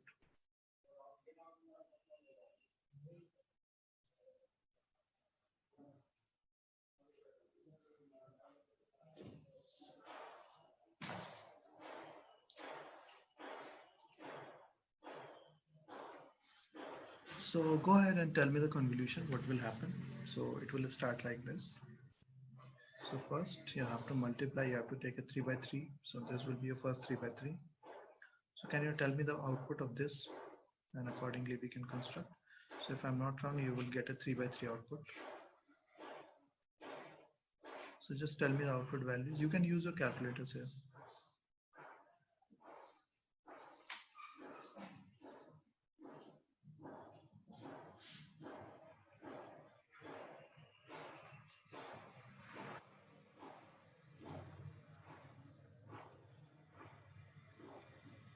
Physics.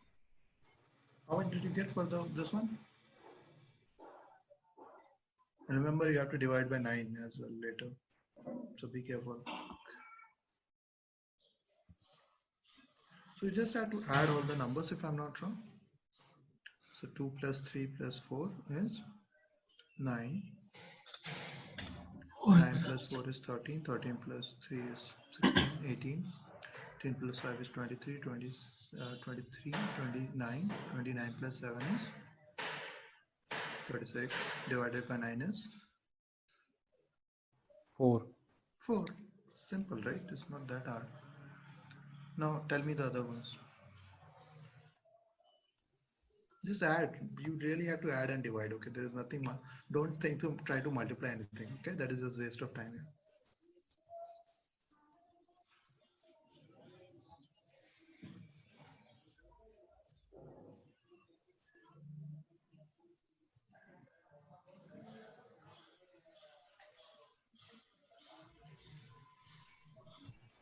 Right.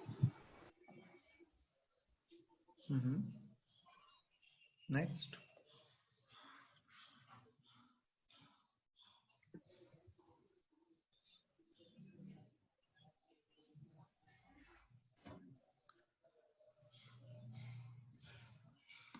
Come on, you can do it. It's very easy. 6.11. How much? 6.11. 6.1. Next.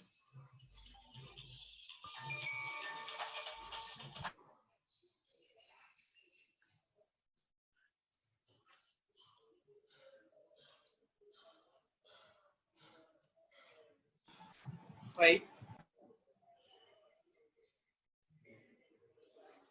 This one is 5. Yeah.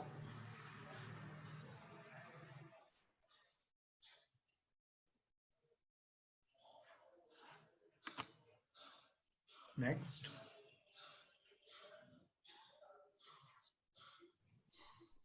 6.2. Cool.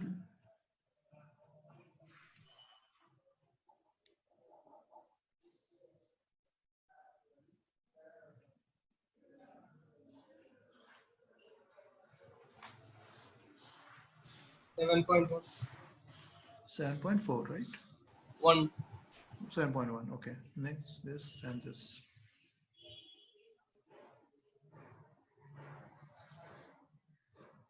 6. Okay.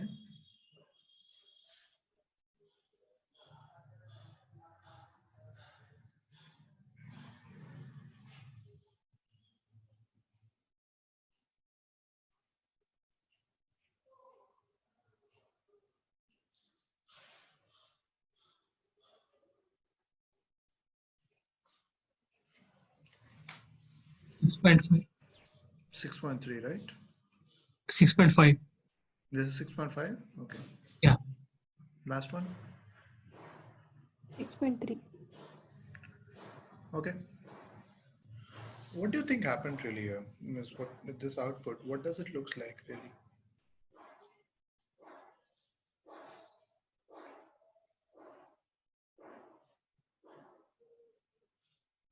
And you can also apply padding if you wanted to keep 5 by 5. You can apply padding and then also see the output. But what do you just think just happened here?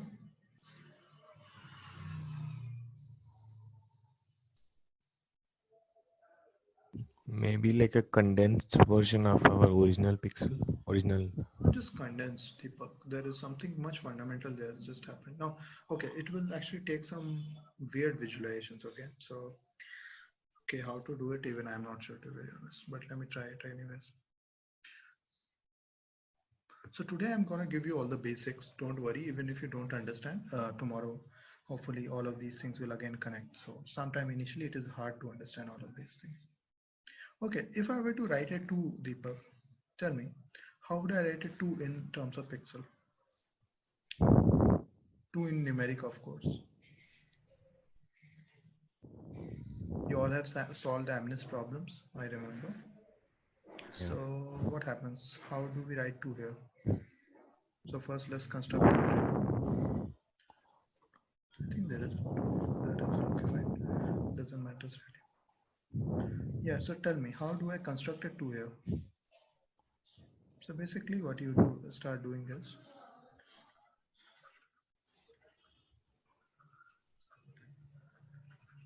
you start filling some information.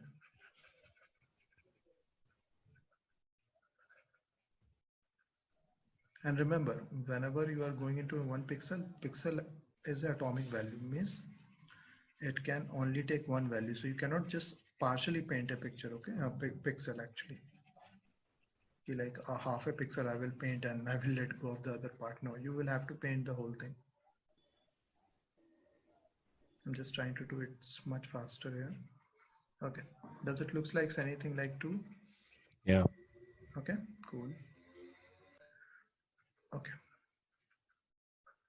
Fine. Now you can argue that you could design it in a different way, but I think it looks like a 2, okay? Almost like it.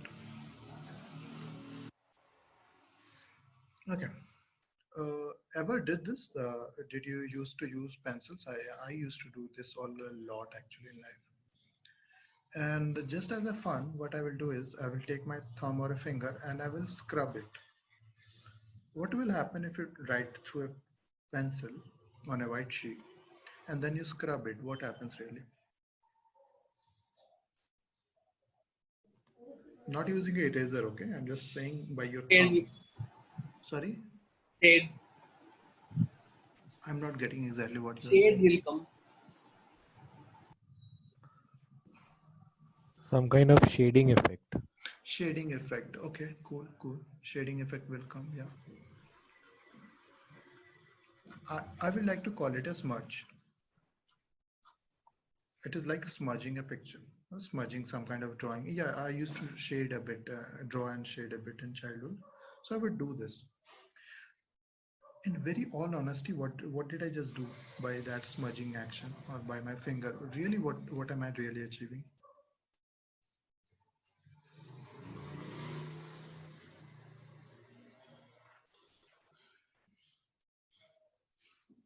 Anyone? Noise. Blurring. Sorry. In terms of pixel, what do you think I just did? Or what am I really achieving by doing all that?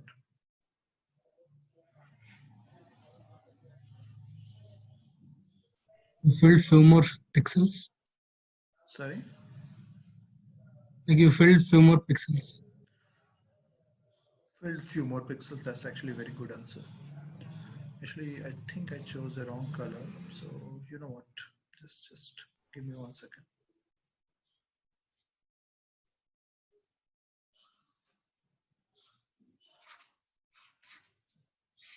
Let's do it slightly smartly this time. So I will use a gray color also later to explain you what I truly mean here.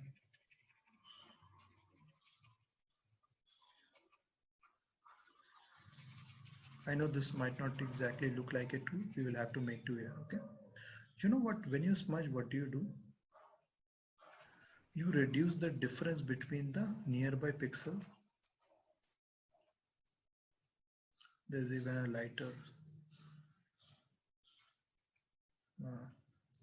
This is one. You reduce the difference between the foreground and let's call it background pixels. Let's say if I were to smudge the whole two, if I were to write really deep, still the two will be visible, but what will really happen? The contrast difference that you had from your white page, that is gone now. Because that graphite is spread all around. Now, of course, where you wrote originally would be still the most clear cut. But the problem is the nearby pixel. You know, when I say we got a sharp picture, what do we mean really? You use Instagram, right? So what does sharp picture means? The edges are defined. Yes, edges are very clear. So if edges are very clear, what does it also means?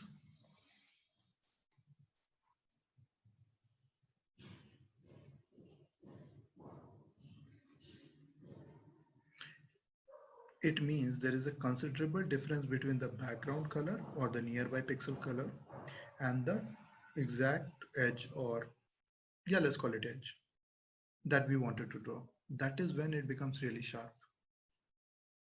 When the difference is reduced a lot or almost becomes very close to each other, then we call it a smudge or blurred picture, or it's not very sharp. Okay. Now, what do you think noise will do to the picture? Look in this two where I have shaded by red, and if I were to put some random noise, what do you think is going to happen here? Let me use the Galaxy pen. So every time you touch, basically it comes out with a different color. That's the point. Okay. What is happening here, guys? Imagine whatever I just drew from the Galaxy pen. Everything is a noise. What is really happening here?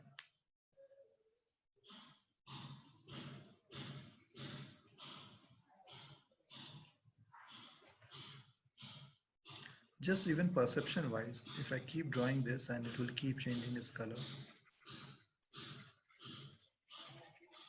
What am I doing really?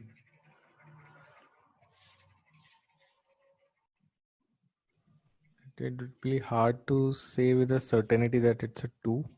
I mean, Exactly. Very good answer. Now I'm screwing up almost any algorithm that you throw at it.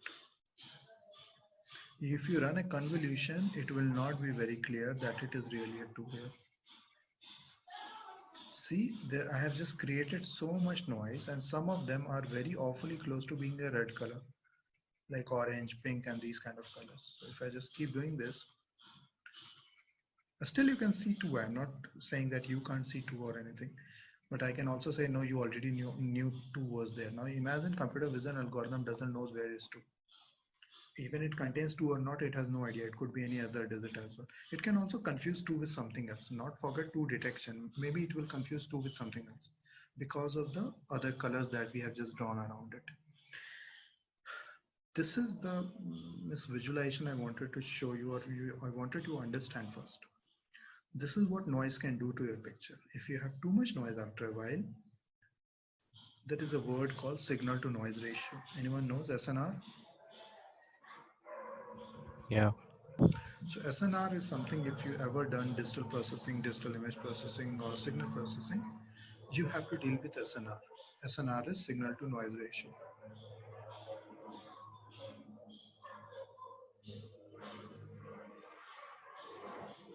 Now, in a very true sentence, means if I had to say, although that would not be the exact equation, but here you can count the total number of pixels first. You can count the number of pixels where you have the correct two pixels or the correct color for the 2, and almost all the pixels, because we have so much noise, will be noise. Okay. So basically you keep the number of signal points, correct signal points, and then the noise.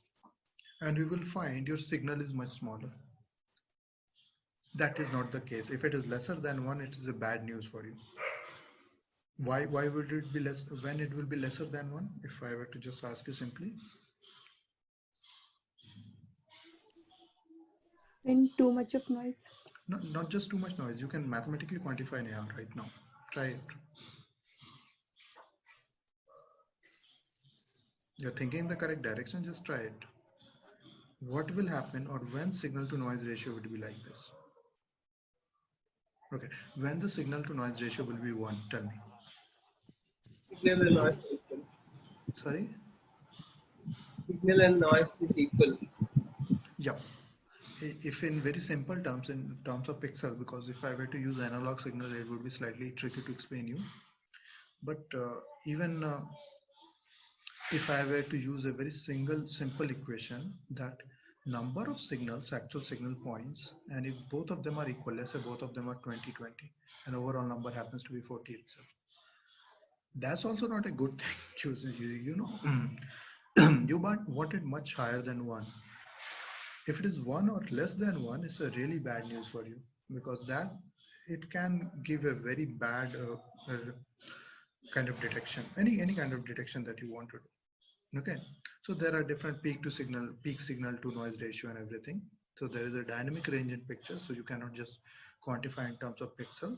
We are not going to go on in all that right now. Okay, but just a generic way if you wanted to understand, or you can apply a log scale if this is, because after a while it will become pretty hard to calculate. So we use log 10 scale basically, and basically we take the peak value, max, square, and mean squared error, something like this, and basically we try to get a PSNR, something like that. So how much is the difference between the signal and the noise, we really want to know.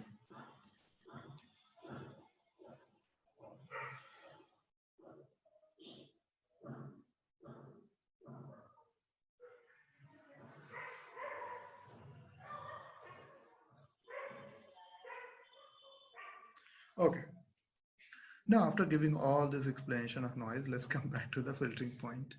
So you understand what moving average does, right? I hope you get it. It is like a smudging. You draw something from pencil and you use your thumb or finger to smudge it all around. So still you can maybe figure out the original signal, but the average between, or the difference between the neighborhood signals and the foreground signal is almost it has been averaged out. It has been reduced a lot.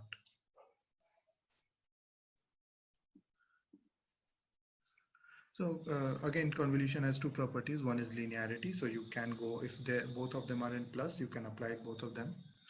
Or you can basically do a shift invariance. So even if you flip it, it doesn't really matter.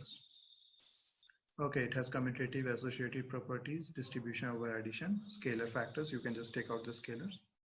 So I'm not going to go much in that. It's just a basic mathematics. Okay. Not interesting. Okay, this is interesting. See this picture? This is the perfect blurred picture. But what do we really mean by blurred picture here? Look, man, filters are gonna work only when the edges are visible. If the edges are not visible, filters are not gonna work. It's as simple like that. If we were to try to find a line here, okay, let's try to find a line here, guys. So you are thinking that, you know what I'm gonna do in life is I'm gonna figure out a cross value. Cool. How will that happen?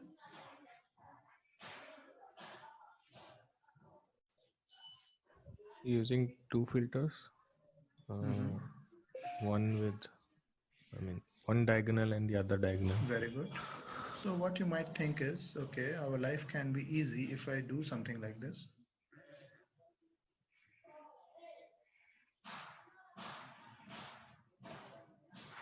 Okay, and maybe I can come up with something like some color, like, or maybe again I will go with black itself. So black.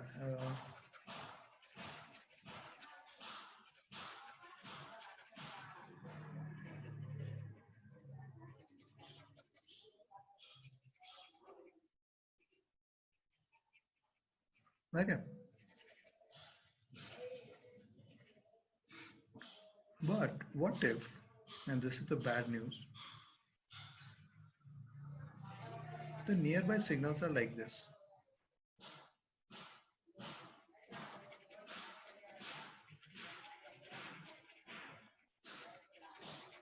The nearby points are like this. Then what do you think will happen to the filters I am going to run here?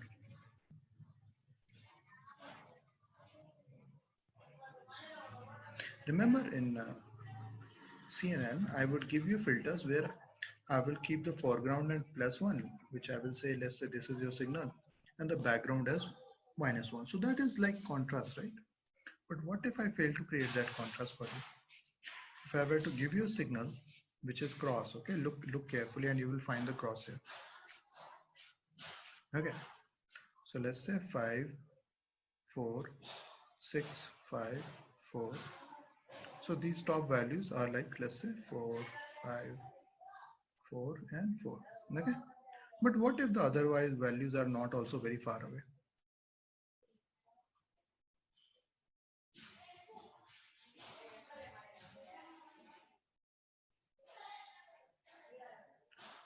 Or maybe something like 2, 1, maybe this is 0, but this is 1 again, this is 2 again, this is 2 again, and this is 3.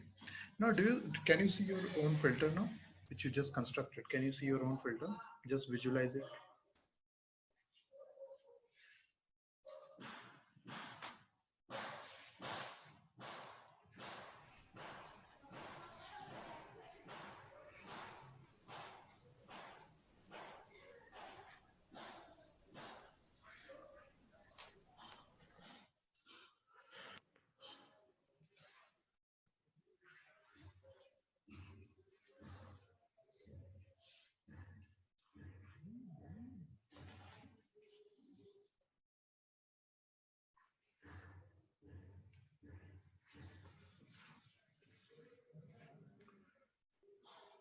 What was the original filter? Can anyone tell me now? Because I understand what I have just done here.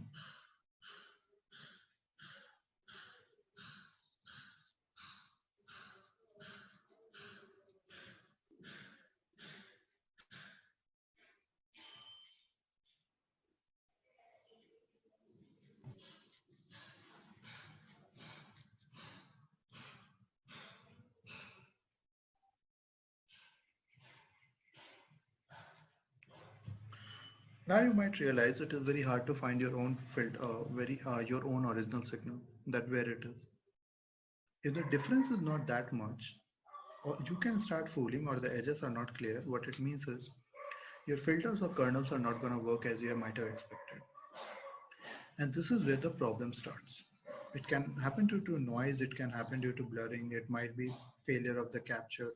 If you use a DSLR or something, and if the picture is not in focus, you do get a very blurred image.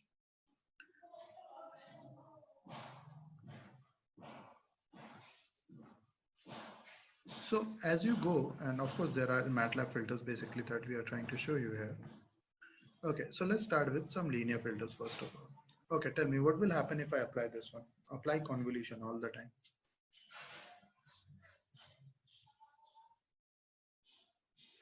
So rather than imagining, okay, I will give you a sample. Okay, just write it out, guys, and you guys can apply a padding here of 1 on all sides. So you can apply a 0 padding and just to solve the problem easily. So I'm giving you original signal, let's say, and tell me the output. 1, 2, 3, 4, 5, 6, 7, 8, 9. Apply convolution with this filter and tell me the output.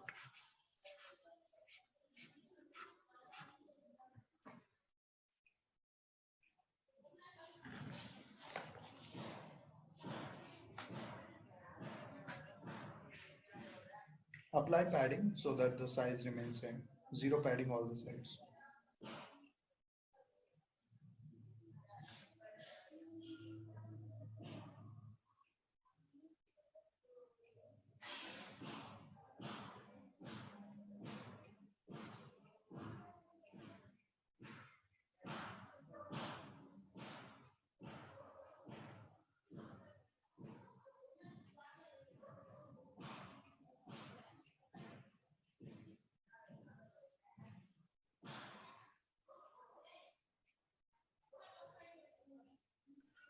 First row is 4, 5, 6. First row is 4, 5, 6.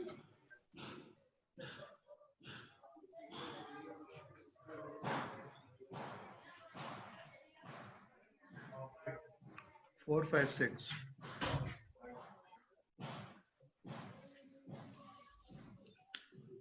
How is that possible? Did you not apply padding on all the sides? I will. You can apply 0 row wise and column wise. So how does this work out? Because I'm pretty sure this can't be the output. It should be 1, 2, 3. Yeah, 1, 2, 3. It will be same basically. How are you applying convolution first? Tell me, because clearly it looks like you applied it wrong.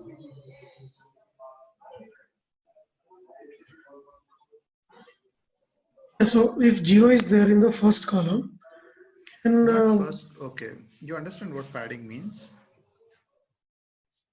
we are adding 0 and zeros in all the columns and row wise. So let me explain the original one first. The original one is in red, okay? So this is the original signal.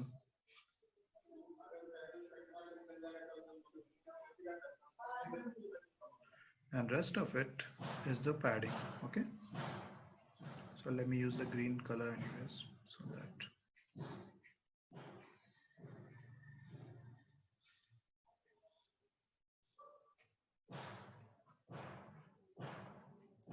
So all of this is 0.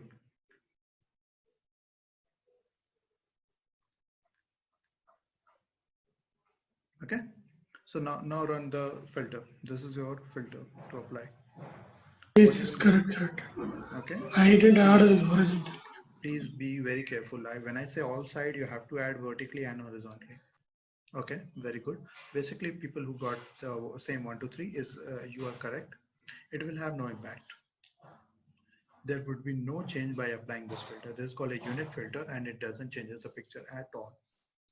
Okay, now try to visualize whatever I will show you as Instagram filters. You might have wondered like how your Instagram filters really work. They literally apply a convolution filter on the whole picture. Now you just need to know which convolution filter. That's it. Now try with this. Tell me the answer. Same signal 1, 2, 3, 4, 5, 6, 7, 8, 9. Same signal. Try it, and you can apply padding just to make sure that whatever you do gives you the correct output.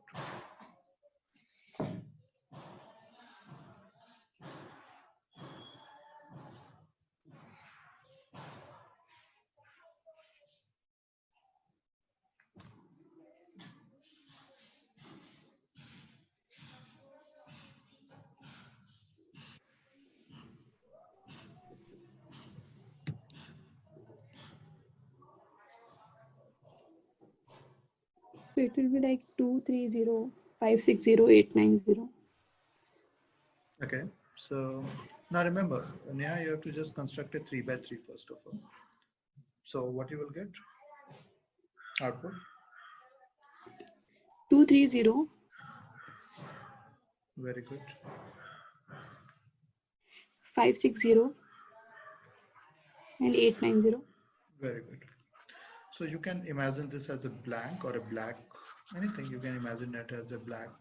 So what it will do is it will move the pixel or all the pixels by one space, and of course if the picture size is limited, a gap will appear.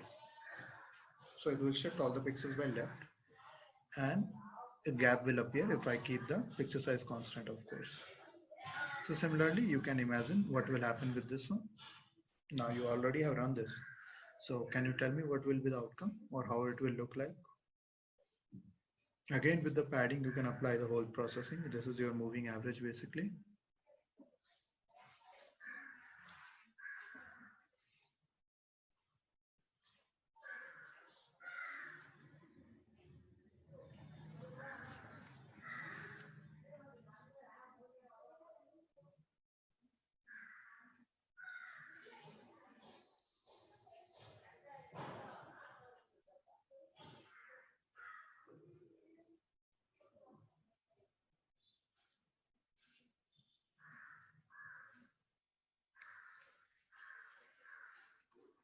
Okay, so maybe even by numbers you will not be able to visualize. So let me show you. This is what will happen if you apply that moving average or a box filter. It is also called a box filter. It's also called a moving average. No difference. It's the same thing. What just happened, guys?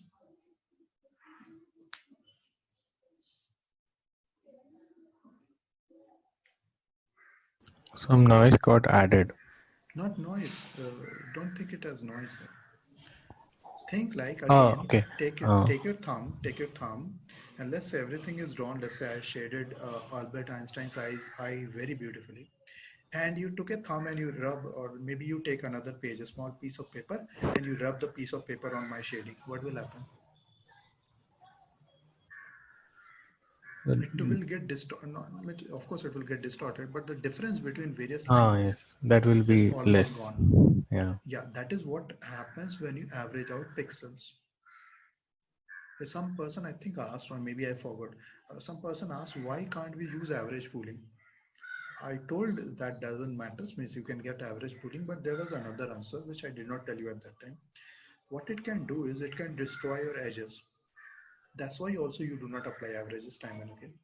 You try to choose max. Why? Because they will differentiate, or they will pull out the differences really very well. I think someone asked like, what about average pooling? And I told you in a simple way that mathematically it doesn't matter, but actual answer was not that. But unless you would not have seen this picture, you would not believe me. If you were to average out all of your boxes and come out with a representative pixel, what happens is the difference decreases a lot. And after 2 or 3 average poolings, there is no more edge to detect. There is no edge basically. If you just applied this 2-3 times, what do you think is going to happen? There is no edge to be detected after a while. Basically, it will just average out all the pixels, and there is literally no difference between background and foreground. So on what convolution filter is going to really run? So by pulling max pooling, you take the extreme differences so that it is different from the background, and the foreground is as far away as possible, and that makes for your complex feature detection. Okay, so that is the complete answer if you want to understand why you use max pooling. Of course, it's computationally easy. You just have to figure out the max, but there is another reason, because otherwise if you just keep averaging things out, after a while there is no edge to detect, and then all of convolution is going to fail. Okay, remember this part. This is very important. This is clear, right? How did this happen? Of course, like you can take the examples with number, and you will get the same idea. Okay, what do you think is this is output is gonna be? Okay, let's do step by step, because I think people will get confused. So take that same signal and just convolute it with this filter at 1 2 3, but convolute it with this filter and tell me the output.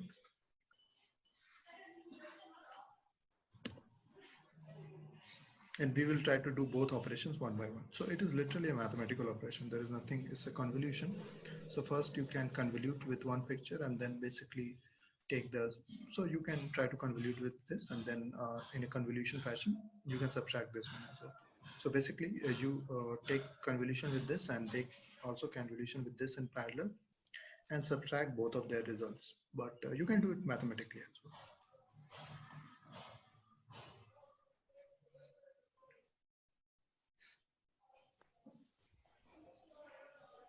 The image will be more sharper, more. Exactly, because now you are increasing the difference between background and foreground, but you do not want to do it in as much as you want, like 4 times, 5 times. Like this is what you do in Instagram, when you increase the sharpness of the picture, this is what you are doing. So combination of those kind of keeps a very good control of these, and the output is a bit sharper image, or basically it accentuates differences between the local averages. So it doesn't try to do overall, it just by 3x3 filter in that area, it will increase the difference between various pixels. That's all it's gonna do. So let's say if earlier difference was with foreground and background, I'm gonna use a histogram, okay? So that try to understand what will happen right now. So Is it a zoom out? If you try to increase the zoom out. sharpness? It's not zoom out, man. If you use Instagram, when you will sharpen it out, lines or your hairs and everything will become very clear, right? So let's say your background information is here. So this violet is your background information. And let's say the green one is your foreground information. Okay, so there is gap, and basically based on this gap, there are edges. But when you multiply, or sorry, convolute it with this filter, what do you think will happen?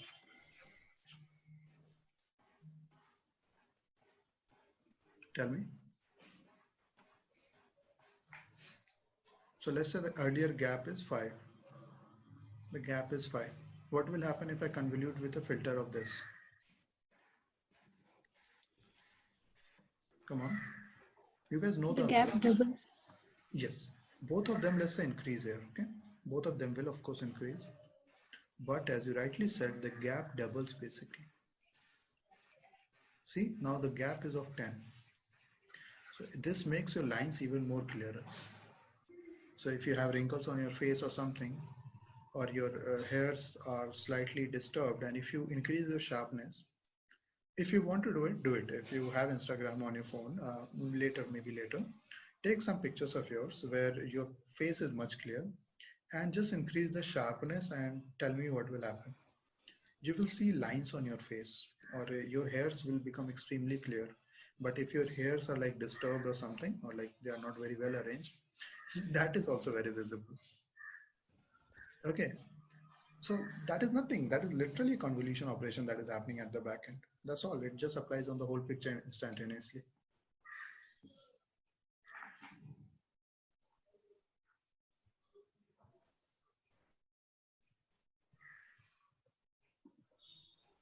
This is what sharpening is, and I think on Instagram or something you might have seen this. So let me increase it. Something like this happens on Instagram as well. When you increase the sharpening, your lines, and see these forehead lines, and look here, Albert Einstein's hair looks like one mass. Here you can start to see there is a lot of difference, and there are a lot of strands of hair. If the picture was more clear, you would have been able to see. That looks very different. There is much more detailing on the eyes, and even on the jacket. Look at on the lines. They are much clearer now. Look at the tie. It is much more differentiated. Now, depending on your perception, it might be a good thing or it might be a bad thing. Now, it is totally up to you how much you want to see. But this is what sharpening does. Clear?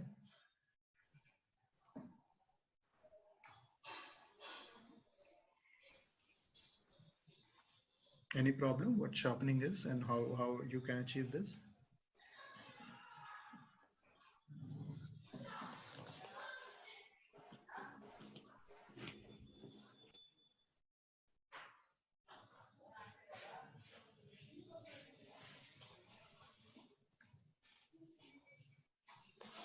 Okay, so if this is sharpening, then what does blurring takes away?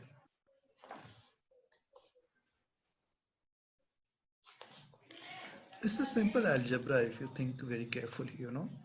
If you remove, if you take original picture and you subtract the smoothened out picture, the blurred picture, then you get details back. Details are these fine lines that are edges mostly. And if you were to add original plus details, you get a sharpened image. It's literally a mathematical problem. That's all it is. So when you do blurring, what it does is it kills out all the details. Can you see the details here? Sorry, let me zoom it out for you to see. Are the details visible to you here? These lines?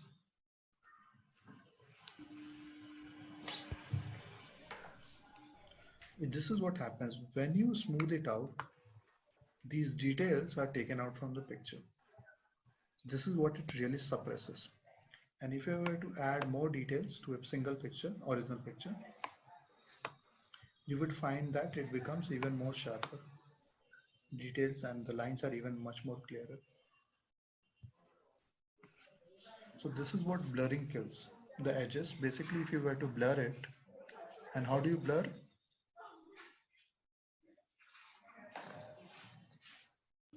Average. Yes. If you average it out, you blur. If you multiply, magnify by more than 1. If you have to just multiply something, a number bigger than 1. What you do are you are sharpening things. Okay. Means you are increasing the difference between. Okay. So you know what? Let's do one thing. Let's stop here because I will have to explain Gaussian kernel first. So tomorrow we will start with Gaussian kernel. Okay. Because this is important. and we will build on this, and then we will show you how to reduce the noise. Okay, so now once you have understood the basic idea of the filter, but these are linear filters. Okay, tomorrow we are going to go into non-linear like Gaussian. Okay, so we will see what Gaussian can achieve, and we will see how to kind of work with these pictures and how to solve the problems. And this will basically keep giving you ideas that what pre-processing steps you might take with your pictures if you already know what the problem might be. Okay.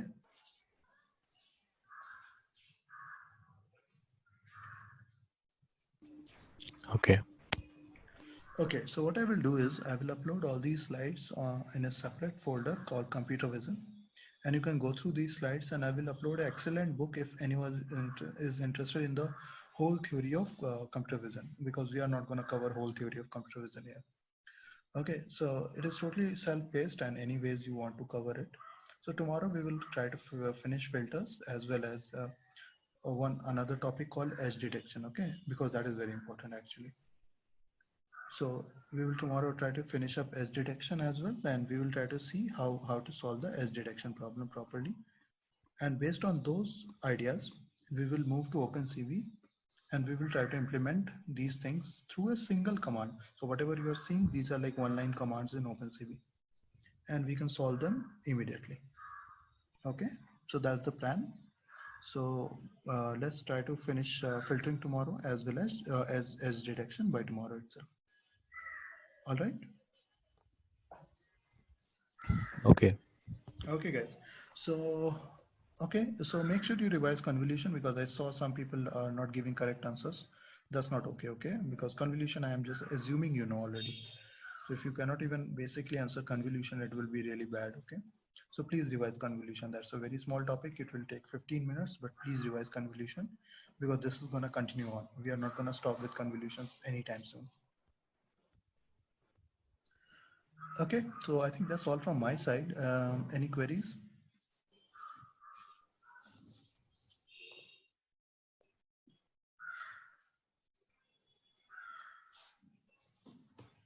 Everything I was trying to do for traffic light. Sorry, what?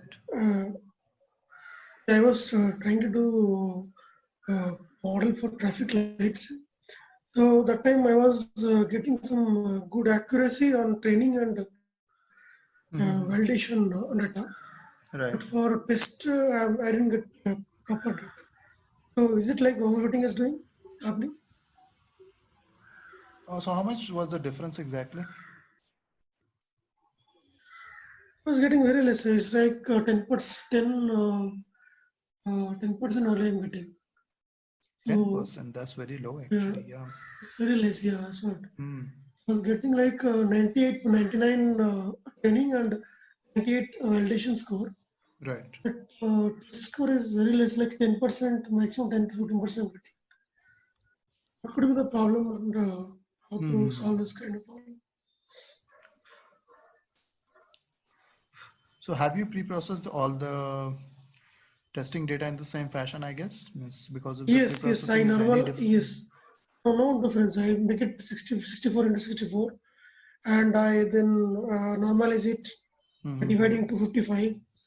So I did the same thing what I did for right. Training data also. It's not happening.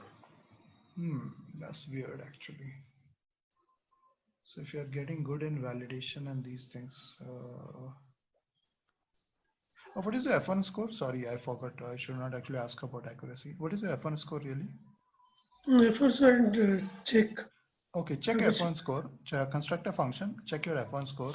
Sometimes what happens is these things get very well trained on few classes, and then they do really very bad with others. So maybe we will have to check like which classes are predominant or something, but usually that should not be a problem here. But just for peace of mind, check F1 score and let me know first, okay? So maybe then I can comment, because accuracy is not a good metric to have this discussion on. Okay, so just make sure you check your F1 scores once, and please tell me like what are your F1 scores for testing and validation. And if they are balanced, still test is not working, we will have to see. But otherwise, there might be a problem actually. I Okay. have only same thing regarding Sure.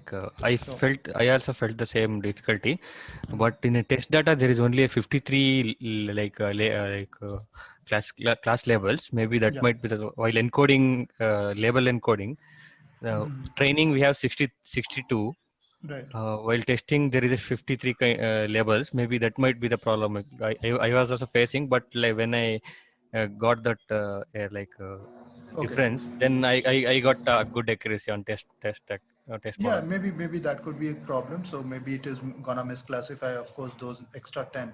So if you can figure out which are the extra 10 in training, and if you can cut them out totally from the training, maybe that will balance everything out. So maybe also give it, that is actually very easy to identify once you have F1 scores and precision and recall. That is very easy to identify. This is why I always tell people to draw these confusion matrices and everything, because accuracy is literally a very bad metric to even understand these problems. But yeah, if that is the issue, maybe you can just differentiate, or you can separate those 10 topics, sorry, 10 signals altogether. Uh, those 10 signs which are not available in testing, because of course, how would you test them? And maybe work on 53 for testing and training and validation as well as testing. So just keep it constant, and hopefully that should be good enough for you. No, I keep it actually. I make it as 62, and then because you see 53 is there, after that all class will be 0, right? Sorry, what? No, No. It is gonna misclassify something as something else. That's the problem. A lot of traffic signs are very similar to each other. That is not the issue. The issue is different. Issue is like, because you had trained on 63, the train model is assuming you have 63. Train model doesn't understand this part. So it is going to give probability for rest 10 of them, and sometime they will get misclassified. So with traffic sign, you have to be extremely careful, because a lot of traffic signs are very similar looking. Okay, there is not much difference between them. so while encoding, I have to make it 62 or 52. No, 52. Of course, how would you increase the number? If in testing there is no that extra number, how would you increase it? You have to decrease the training and validation. So you're saying you have to, in training time, you have to consider only 52 classes. Look, either you can come up with a general model where you can have flexible output classes, but usually that is not advised. Or you can retrain on testing data as well. But again, in this problem statement, there is not that much data either. So what best advice would be to only consider, let's say, those 52, 53 classes which are also available in testing, and only select those 53 classes for training and validation. So that will balance everything out, okay? Okay. Okay, so there's one more problem also, like OAM memory allocation issue, right? I pinged you. Yeah. Before like 2-3 weeks back. So do you find any solution, like why it is happening? Not sure, man. I tried it. It worked in one go. So even I can't say why it's not working on yours particularly. I tried that actually. It worked. It literally, we loaded that on Collab and it was running in one go. So and VGG19 also? Yeah, VGG19 I tried in PyTorch. Okay, it ran immediately. So in PyTorch there is already a pre-trained model. So I was just curious, so I just loaded that model. I just passed one data and it was immediately recognizing everything. So I can't say like why it's not loading. You were also trying on Collab, right? If I remember, or I'm Collab and Tensor Flow I'm trying. Okay, I have not exactly tried that code on TensorFlow because it is easier to import that in PyTorch actually. But I tried that VGG19, which is available with PyTorch. It loaded immediately, and I just retrained it, and I kind of made a prediction, and it worked. So I cannot say why it's not running on yours. Have you checked all your memory uses and everything? Like at any point, memory uses is not going out of, because I told you, like if you no, it's a less stat actually. Like 700 images are there. Yeah. Yeah, it's not like that I understand that. I understand that, but believe me, VGG19 runs on a Collab. I've already ran and tested it once. So I can't say like why it would not run all of a sudden. Is there a problem with TensorFlow or something?